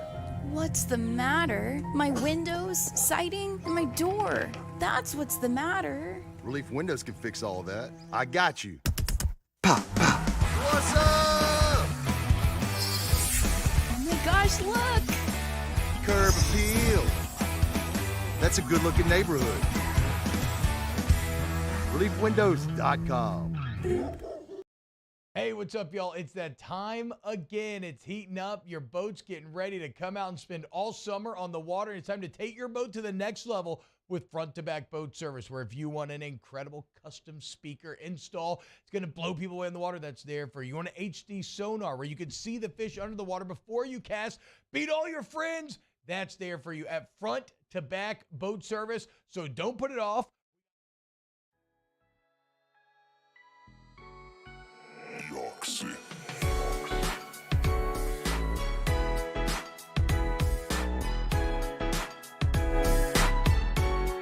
After further review with Matt Moscona, presented by Don Juan Cigar Bar, ESPN Baton Rouge, New Orleans, Alexandria. I got a text into the show from someone who said, that was Trent Herman. Shout out, Trent. How about we talk some LSU baseball? You know, the number one team in the country, much more interested in this bum bleep NFL and the trash Saints. Okay. Wow, that was really aggressive, Trent. I mean, whew, it's a good thing my voice is completely shot. Otherwise, I would hurl some really strongly worded language at you. No, listen, I mean, of course we want to talk LSU baseball, but it's just one of those things where it's a massively busy day. First round of the draft is just very significant. I mean, the draft is a huge thing, and then LSU hired a defensive line coach today. If you haven't heard, we got to that earlier in the show. In hour number one, we've had a couple of SEC spring recaps, so it's just been a very, very busy day. LSU does host Alabama, first pitch 38 minutes from right now. Are you going, Muse, tonight? Yeah, I'll be okay, so you're going to miss a little bit of the start. They start at 6. For those who aren't aware, LSU baseball starts at 6 tonight, not 6:30. So when we finish here in 38 minutes, right when we finish, the draft resumes, and, of course, it'll be LSU first pitch. Jay Johnson kind of gushed a little bit about Omaha and, about Bama, and he's not entirely wrong. Just give a listen. Really good team. Going into the year, they were somebody I kind of had my eye on. It's basically the same team as last year. They're all a year older, both in the rotation and on the position player side of it. It's just one of those teams that feels like it's their time. And Brad's done a good job recruiting. They've played those guys. They've developed those guys, and now they're old and experienced, playing with a lot of confidence. You know, if you can win 5 out of 6 in our league over 2 weekends, I feel like you can play in Omaha. So I think it's an Omaha caliber team and should be a lot of fun. They're second in the league in batting average behind LSU at 308. So their team batting average is high. They got a freshman, Colby Shelton, who's got 16 homers. And aside from that, they don't really live on the long ball. They're not a big power team. They had a power surge last weekend. Was it 9 homers they hit last weekend? Did you talk about it on Musso at the Box? I think they had 9 homers last weekend. So it really kind of boosted their home run numbers. They're just not a big power team. But you got like 6 guys that are hitting over 300, or 6 or 7 that are hitting over 300. So the tough thing against Paul Skeens is when you can't get the bloop in a blast and you rely on stringing together hits. That's a really tough thing against Paul Skeens. I mean, look at what South Carolina did. They touched Paul Skeens for 3 runs on 2 homers. I mean, it's just kind of the way you got to do it if you're going to break through against Paul. So I like LSU tonight. I'm always going to like LSU against behind Paul Skeens on Friday. It's why LSU is favored to do what they're favored to do this year, where you win game 1 and that behind Skeens, and you just split the next 2 and you win a series. You do that on a super regional weekend. You're in Omaha. You know what I mean? You win the first game in Omaha, you're into the winner's bracket. You find a way to get the second win, then someone's got to come back and beat you twice. Like you understand why the math just favors LSU with that. Alabama, their staff ERA is sub 4, and that's 3rd in the league. The thing about, by the way, here was can you play number 3, please? This was Jay Johnson talking about Bama's pitching. They have a really good staff, and much like us, they've survived some injuries. Like they have 2, in my opinion, future major league pitchers that are out, and you wouldn't know it like looking at their pitching numbers. I think, you have to be on top of your approach and what you're trying to do against good pitching. And this team, our team, has done a good job of that. This is another weekend where you can't give them anything, because if you come off your plan or you swing at a ball, then they can really start to expose you. You're going to face 3 righties. Luke Holman is going to start tonight. He's a sophomore. They're starting a senior, Garrett McMillan, tomorrow, and then a grad transfer, Jacob McNary, in Game 3 on Sunday. Alabama's bullpen's better than their rotation. There isn't a front line guy that you could say that looks like Paul Skeens, but nobody looks like Paul Skeens. But there isn't a front line guy that's going to run it up there at 100 or that's going to have just some like devastating stuff. So that's kind of the benefit for LSU is Bama, none of their starters are going to overwhelm you. They do have some really good bullpen arms, but the truth with Bama is they are kind of what they are, man. They're 9-9 in the league. They've beaten the bad teams on their schedule. They've lost to the good teams on their schedule. Well, now you're on the road against the best team on your schedule. That's probably not a great recipe for them to have success this weekend. So I like LSU to win the series. It's going to be a rare day that I call for a sweep. I mean, you're going to have to play just a completely garbage baseball team to call for a sweep. But if LSU wins tonight behind Paul Skeens, they split games 2 and 3. You just that math is going to work in your favor. We talk about it all the time. You get to 20 wins in league play. You're a lock to be a national seed. And that would certainly, in most years, with few rare exceptions, and that certainly would be the case this year for this LSU team. So the schedule lightens up for you down the stretch. Just keep winning weekends, and your path to Omaha is going to run through the box, and that's really all you want. So LSU and Bama, game 1 in 33 minutes. We'll get to the starting lineup here to wrap up the show in about 15 minutes from right now. It's After Further Review, brought to you by the Williamson Eye Center. Call 924-2020, 924-2020. My goodness, what a wild story. Gavin Dugas was in studio with us yesterday. If you didn't hear that interview, Gavin told us the story behind the eye issue he had, where he had a collapsed cornea, and he just became used to seeing with a blurry eye. And man, it went for an eye exam, and they found this issue. I guess the point being, I tell you all the time with Williamson Eye Center, it's eye care, eyewear, and eye surgery. Get your annual eye exam. Like, don't ignore a problem. Make sure you're going annually to have your eyes checked. The Williamson Eye Center can do that at any of their locations. Of course, if you wear contacts or glasses, they can fill those prescriptions for you. And if you want to be able to live your life without contacts or glasses, the Williamson Eye Center has been making that happen for 70 years, 3 generations. It's the Williamson Eye Center. Call 924-2020, 924-2020, or WilliamsonEye.com. Look, Dr. Blake Williamson did my LASIK. But last night I was at Don Juan talking to a gentleman who was there at Don Juan. Same thing. Went to Dr. Blake Williamson at the Williamson Eye Center, heard me talk about it. I drove in from Lake Charles. Lives in Lake Charles. Drove in from Lake Charles to have his LASIK at the Williamson Eye Center with Dr. Blake Williamson because he's the best. 924-2020 or WilliamsonEye.com. Do I have time?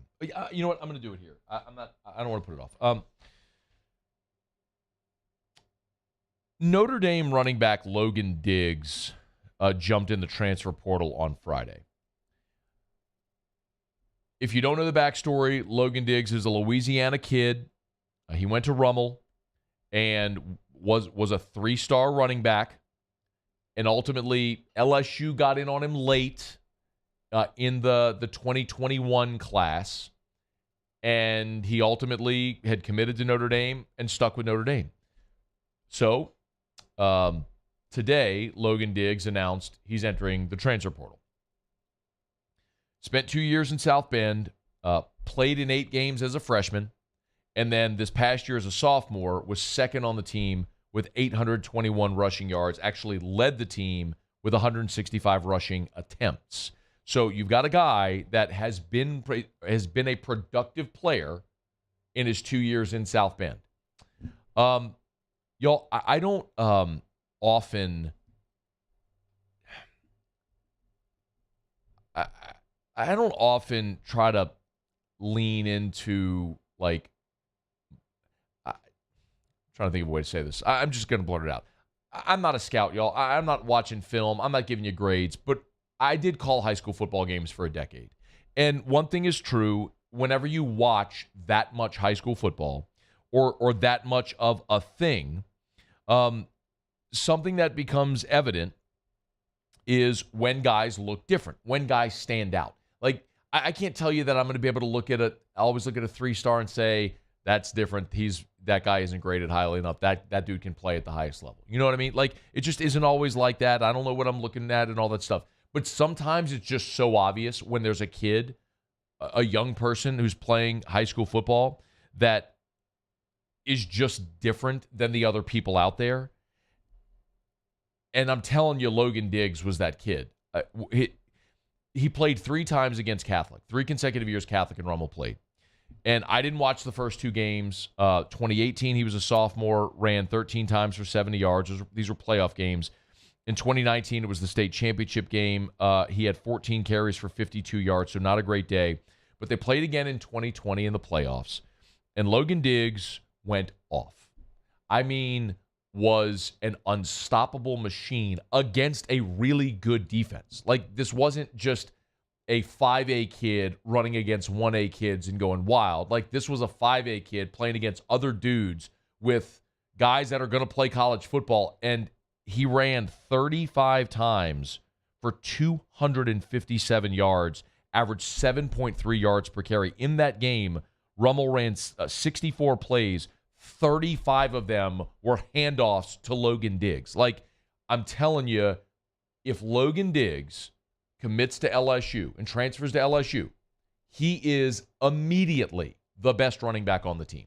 And I don't mean that with any disrespect to the guys that are at LSU right now. I think Josh Williams is an amazing story. You'll let up. Jaden Daniels was your leading rusher last year, but among running backs, Josh Williams was your leading running back. Noah Cain is getting healthy, and I think the reports out of spring were very positive about Noah Cain. Armani Goodwin's coming off of injury, and I'm bullish on Armani Goodwin. I love the intensity with which he runs. We've talked a good bit about John Emery as well, and how John Emery has sort of the game-breaking ability. When I'm looking at a 3-down back that can run, that can catch, that can block, that's dynamic, like, Logan Diggs is better than everyone LSU has right now. Like, I am very, very confident in saying that.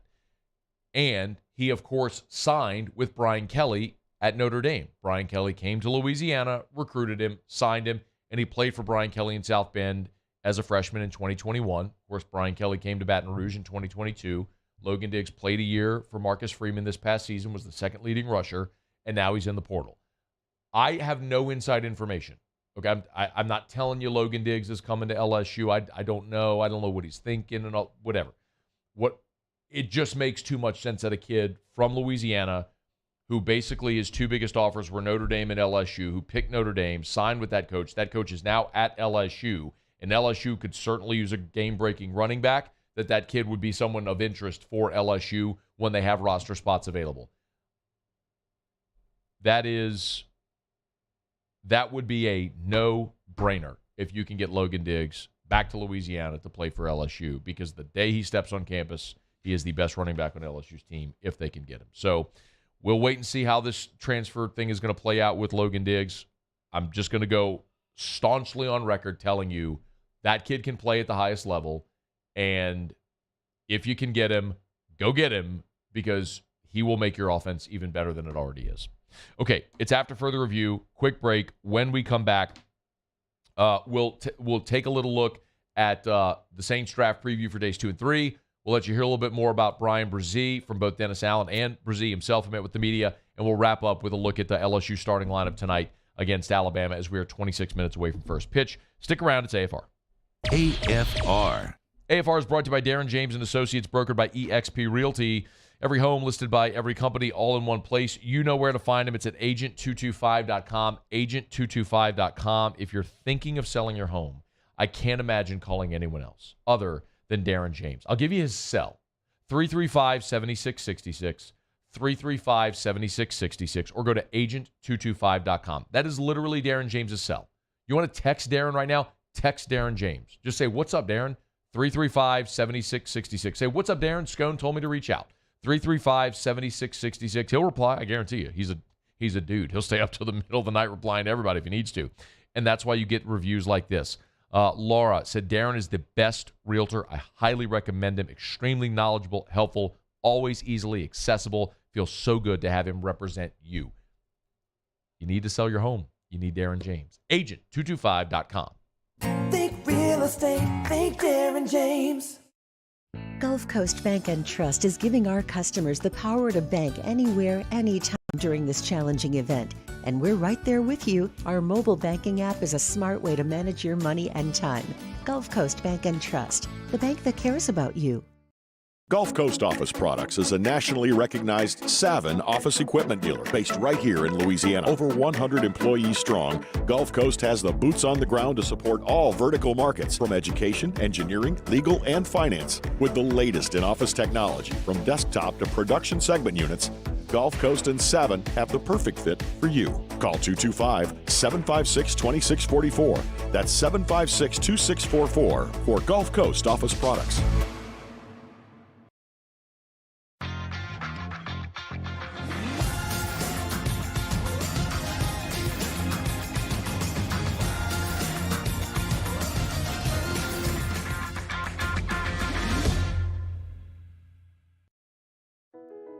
I've been doing business with Luba for 25 years.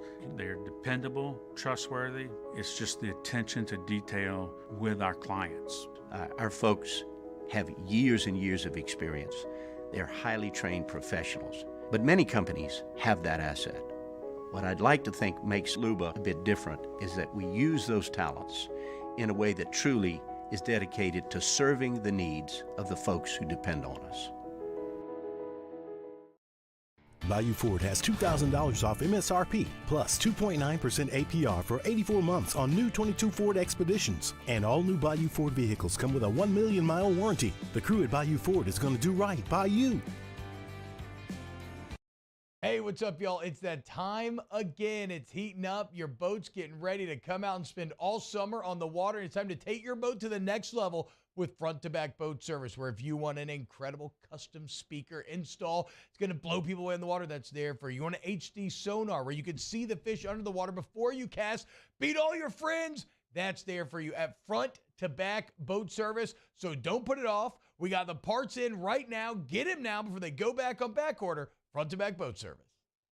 Each year, Guarantee Media hosts a radiothon to benefit Dreams Come True, the local organization that grants dreams to Louisiana kids suffering life-threatening illnesses and their families. We've interviewed these incredible kids, and their stories warm our hearts. And none of it would be possible without your help. So we're asking for your support in our effort to making more dreams come true. Each year, our Dreams Come True radiothon is powered by the Baton Rouge Clinic. Visit GuaranteeMedia.com to pledge your support today, and thank you. Hi, I'm Brandon Landry, founder and CEO of Walker. Hi, my name is Dr. Craig Green. This is Ryan Terrio with HUDCORoofing.com. Hey, it's Matt Moscona. No matter.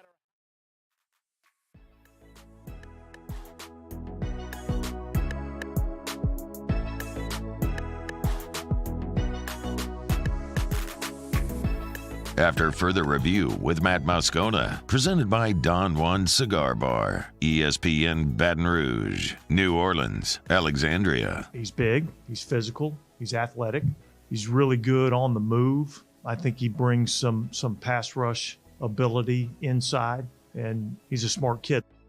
That is Dennis Allen on Saints first-round draft pick Bryan Bresee. The more I think about it, the more we dig into it, the more I like it. A guy that was a five-star, number one player in the country, had a almost similar, with what happened with Mason Smith, a freak ACL injury, but not something that you would consider an injury-prone player because of that. But a guy that has real boom potential, 6'6", 300 pounds on the interior of the Saints defense. And Dennis Allen spoke about this. He talked about why that position was critical for this team.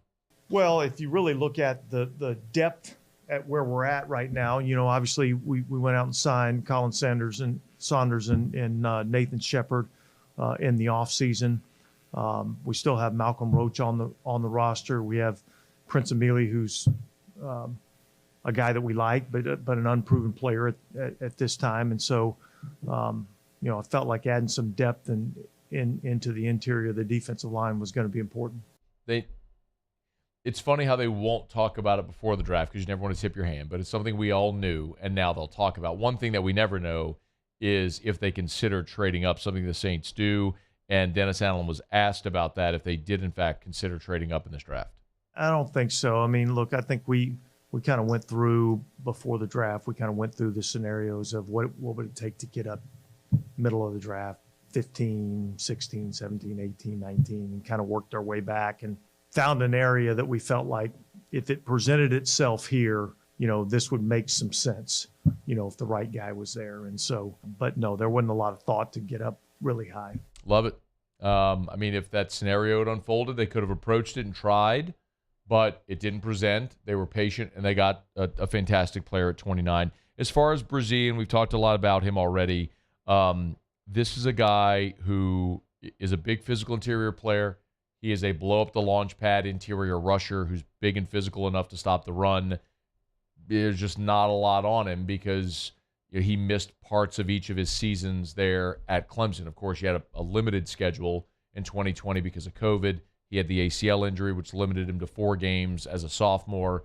And then this past year, he missed part of the season due to the death of his sister and an illness.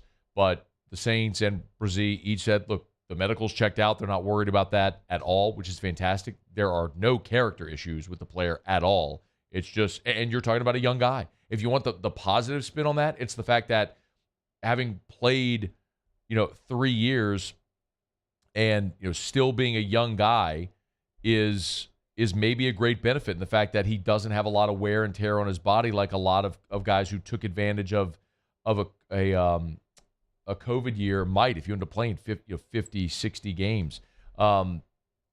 In any event, here was Bresee, by the way, can't play number 6. This was Bryan Bresee talking about how he sees himself fitting in the New Orleans defense. I was very fortunate to play up and down the line of Clemson and experience a lot of different positions. But at the end of the day, it's just wherever the coaching staff sees me fit best, and on if it's different on, any given down, then it's different just because I've been able to experience playing up and down the line. I think that'll be a big help for me. And then one more from Bresee. It was his impressions. It's number 8. It were his impressions of Dennis Allen and the Saints meeting with him in the pre-draft process. First and foremost, they were very personable, good people, easy to talk to. And then just working with them, just, expected, a lot out of me and going through film with them and different things, just knew that they're going to expect a lot out of me, get the best out of me. And I really enjoyed my time with them. The other thing I'll say as a ringing endorsement for Bryan Bresee is that all of his coaches, if you've noticed, there have been interviews with his high school coaches, obviously with his coaches there at Clemson, and they all say the same thing. This is a quote from Dabo, who said, "This guy is the ultimate gym rat. He absolutely loves football. He's passionate about practice. He's strong. He's just a guy I think his teammates are going to love. He's got a great spirit to him every single day.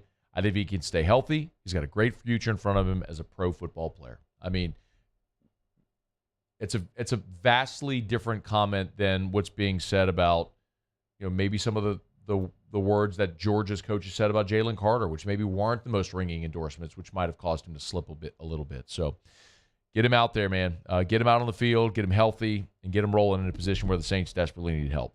All right, we're brought to you by the Aesthetic Medicine and Anti-Aging Clinics of Louisiana. Bluebonnet in Baton Rouge, Ambassador Caffrey in Lafayette, and online at theantiagingclinics.com, theantiagingclinics.com. Was there earlier today. Tell you all the time, hormone replacement therapy If you want to feel like your younger self, hormone replacement therapy could be the answer. If you struggle to sleep at night, you wake up feeling sluggish, you struggle to get the motivation to get into the gym. When you get in the gym, you struggle to find results. Maybe it's mood, or maybe it's libido, or a lot of different things that could be affected. That could all be a result of a hormonal imbalance. We all age differently. So no matter what the number is of your age, it's more about how you feel. And the Aesthetic Medicine and Anti-Aging Clinics of Louisiana, with one simple blood test, can help you feel like your younger self. Learn more. Blue Bond in Baton Rouge, Ambassador, Caffrey, and Lafayette, and online at theantiagingclinics.com. That's theantiagingclinics.com. All right, it is After Further Review. Been a great show. One segment left to go. If you're watching on YouTube, thank you so much. Please smash that like button. Big shout out as well to all of our folks who are watching on WBTR in Baton Rouge. That's Cable 19, Rev 144. Or if you're on the antenna, it's 36.1. So we appreciate everyone who finds a way to watch our show each and every day here on After Further Review, and, of course, to all of our radio listeners and affiliates as well. We're very grateful. Final segment. We'll come back. Lineup is posted. LSU and Alabama game 1, 15 minutes from right now. We'll take a look at LSU starting lineup. Some good news as a couple of familiar faces are back in the lineup for tonight. We'll run through it next on AFR. AFR. Hey, you heard Hunt over at Rouse's just a little bit doing the Friday remote. Last night, of course, we were at Don Juan Cigar Bar, our draft coverage presented by Rouse's. All throughout the football season, Eagle 98.1 Game Day comes to you live from Rouse's. Rouse's has been a great partner of ours, and Rouse's has been just great partners in Louisiana and along the Gulf South for years. Go to Rouse's.com, or, you know where the Rouse's location is nearest you, but whatever it is that you may need. You want to go get some hot boiled crawfish this weekend? Rouse's has it. You want to get your live crawfish? Rouse's has it. You need to go make groceries? Of course, you can go by Rouse's and do that as well. They got great prices. They make it convenient as well on their app. They got delivery and pickup options. So you want your groceries delivered, they can do that. You want to do the curbside pickup where your personal shopper goes and gets your items and brings it out to the car, Rouse's can do that as well. It's Rouse's, the official supermarket of the New Orleans Saints. Go to Rouse's.com for specials or locations. Rouse's, this feels like home.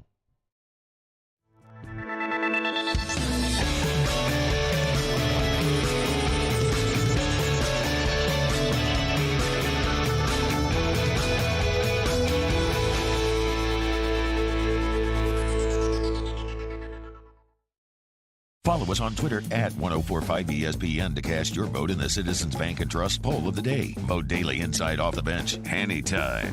Hunt Palmer. And After Further Review, Citizens Bank and Trust brings you the Poll of the Day via Twitter at 1045ESPN. For over a century, local broadcasting has evolved with the needs of the community. We move past the stigmas of opinion journalism and bring the most relevant news online, on air, and on the go. You have trusted us with your news, sports, weather, and entertainment. Trust us to keep moving with you. Text TB to 52886 and tell Congress local broadcasting is here to stay. I've been doing business with Luba for 25 years. They're dependable, trustworthy. It's just the attention to detail with our clients. Our folks have years and years of experience. They're highly trained professionals, but many companies have that asset. What I'd like to think makes Luba a bit different is that we use those talents in a way that truly is dedicated to serving the needs of the folks who depend on us.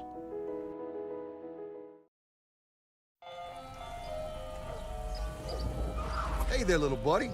What's the matter?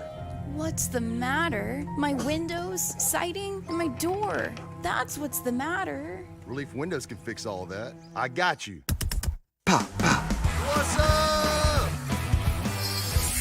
Oh my gosh, look! Curb appeal. That's a good-looking neighborhood. ReliefWindows.com. Hey, what's up, y'all? It's that time again. It's heating up. Your boat's getting ready to come out and spend all summer on the water. It's time to take your boat to the next level with front-to-back boat service, where if you want an incredible custom speaker install, it's going to blow people away in the water, that's there for you. You want an HD sonar where you can see the fish under the water before you cast, beat all your friends, that's there for you at front-to-back boat service. So don't put it off. We got the parts in right now. Get them now before they go back on back order. Front-to-back boat service.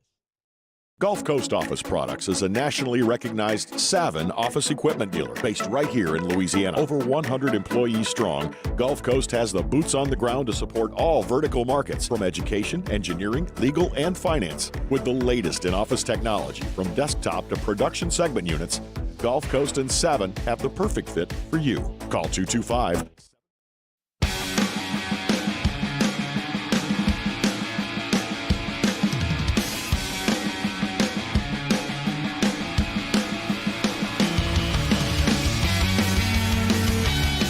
After further review with Matt Moscona, presented by Don Juan Cigar Bar, ESPN Baton Rouge, New Orleans, Alexandria.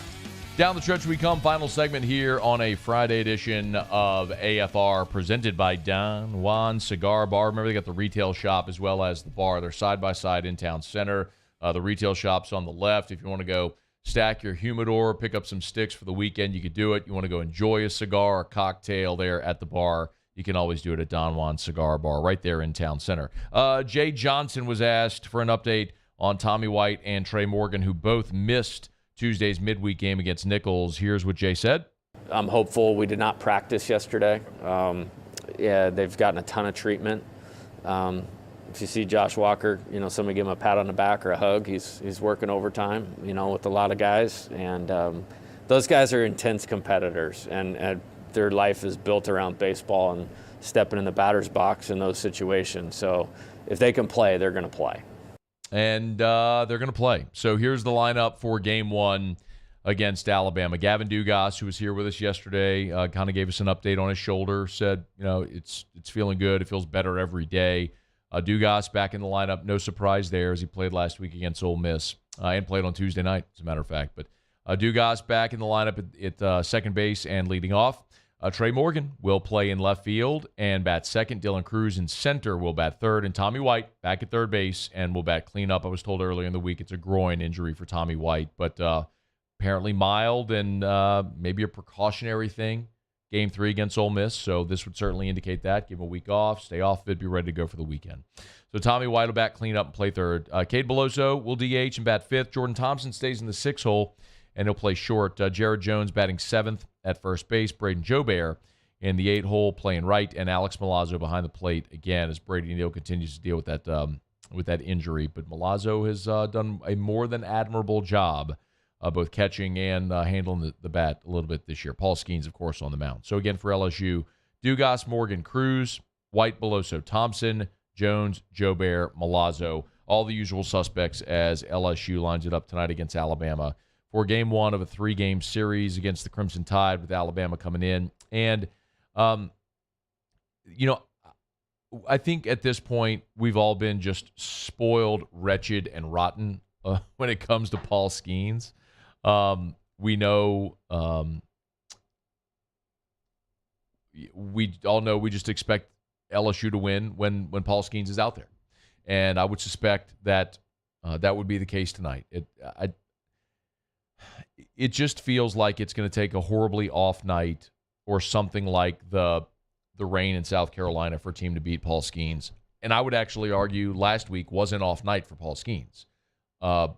He relied very much on his fastball because his off-speed stuff, his slider, he didn't really have the feel for it. And he still struck out 11. So, when an off night is you go 6 innings, of 3-run ball and you strike out 11, you're going to be really good. So I would expect that to be the case tonight. Ty Floyd is obviously going to be a huge piece for LSU this weekend, as he will every weekend going forward. And Jay Johnson was pretty optimistic when he met with reporters on Thursday about Ty Floyd building off of last week. I say this all the time. I mean, he's had outings that have been better than other, but the guy's undefeated. He's an undefeated pitcher in the SEC. It's going to be, April 27th. That just tells you how good he is, and he just keeps getting better. And his prep's amazing. If you just followed Paul and Ty around for a week from end of outing to next outing, you go, that's what it's supposed to look like. And I hope our younger pitchers are paying attention to that because they do it as good as anybody. There's 2 things that I'm most optimistic about with Floyd and with Christian Little as well. And Jay said this earlier this week, and I probably am as guilty as any of losing sight of this. You realize Christian Little's only 19 years old? I completely lost sight of that. Because it feels like we've talked about him for a long time at Vanderbilt and then transferring. It just feels like he'd be older. He's 19. 19 years old. Very few people peak physically or in their ability at 19 years old. So I do believe there's a lot of room still for growth and development and improvement for Christian Little. And I could argue the same for Ty Floyd, who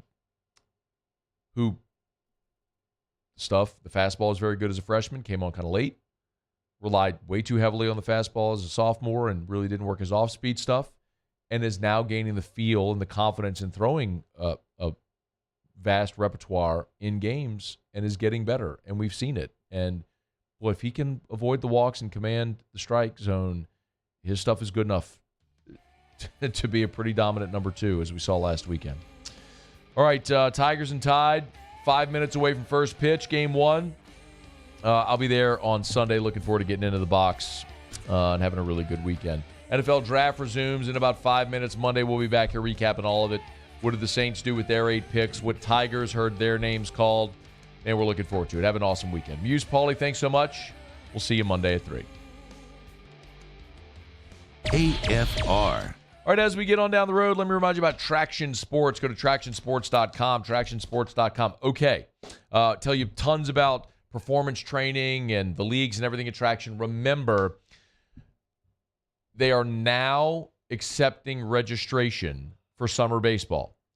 The really cool thing about summer baseball over at Traction is you don't have to participate in the Traction League during the spring to participate in summer baseball. So a lot of kiddos that play baseball in other leagues during the spring can make their way over to Traction to play during the summer. If you don't have anything else available, or if you just want to play in the best league in the in the city, you go to Traction. So also, we see kids play up as well. It's an opportunity. There's something that I didn't realize, but at 8 years old, it's still coach's pitch. By 9, it's kids' pitch. So during the summer, some of those kiddos play up so they can kind of get used to the kids' pitch. Learn more. TractionSports.com. There it is, the extra mile, on the border of expected and extraordinary for those willing to go further, like vans customized for work or play, with safety and tech to keep you connected. Supported by a 5-star sales, service, and finance team. And backed by the 1-star you know. So go the extra mile. It's never crowded because so few have what it takes to go there. Mercedes-Benz Vans.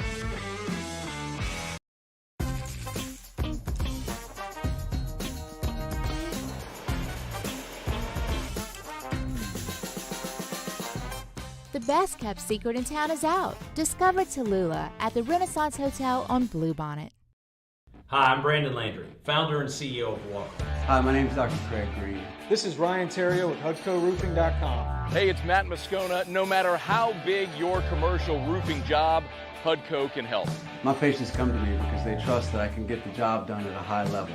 Ryan Terrio and Richard Tilley have the same level of trust when it comes to roofing. If you have a roofing issue, call HUDCO Roofing. Give us a call, 364-1007, and we'll come to your house and give you a free inspection.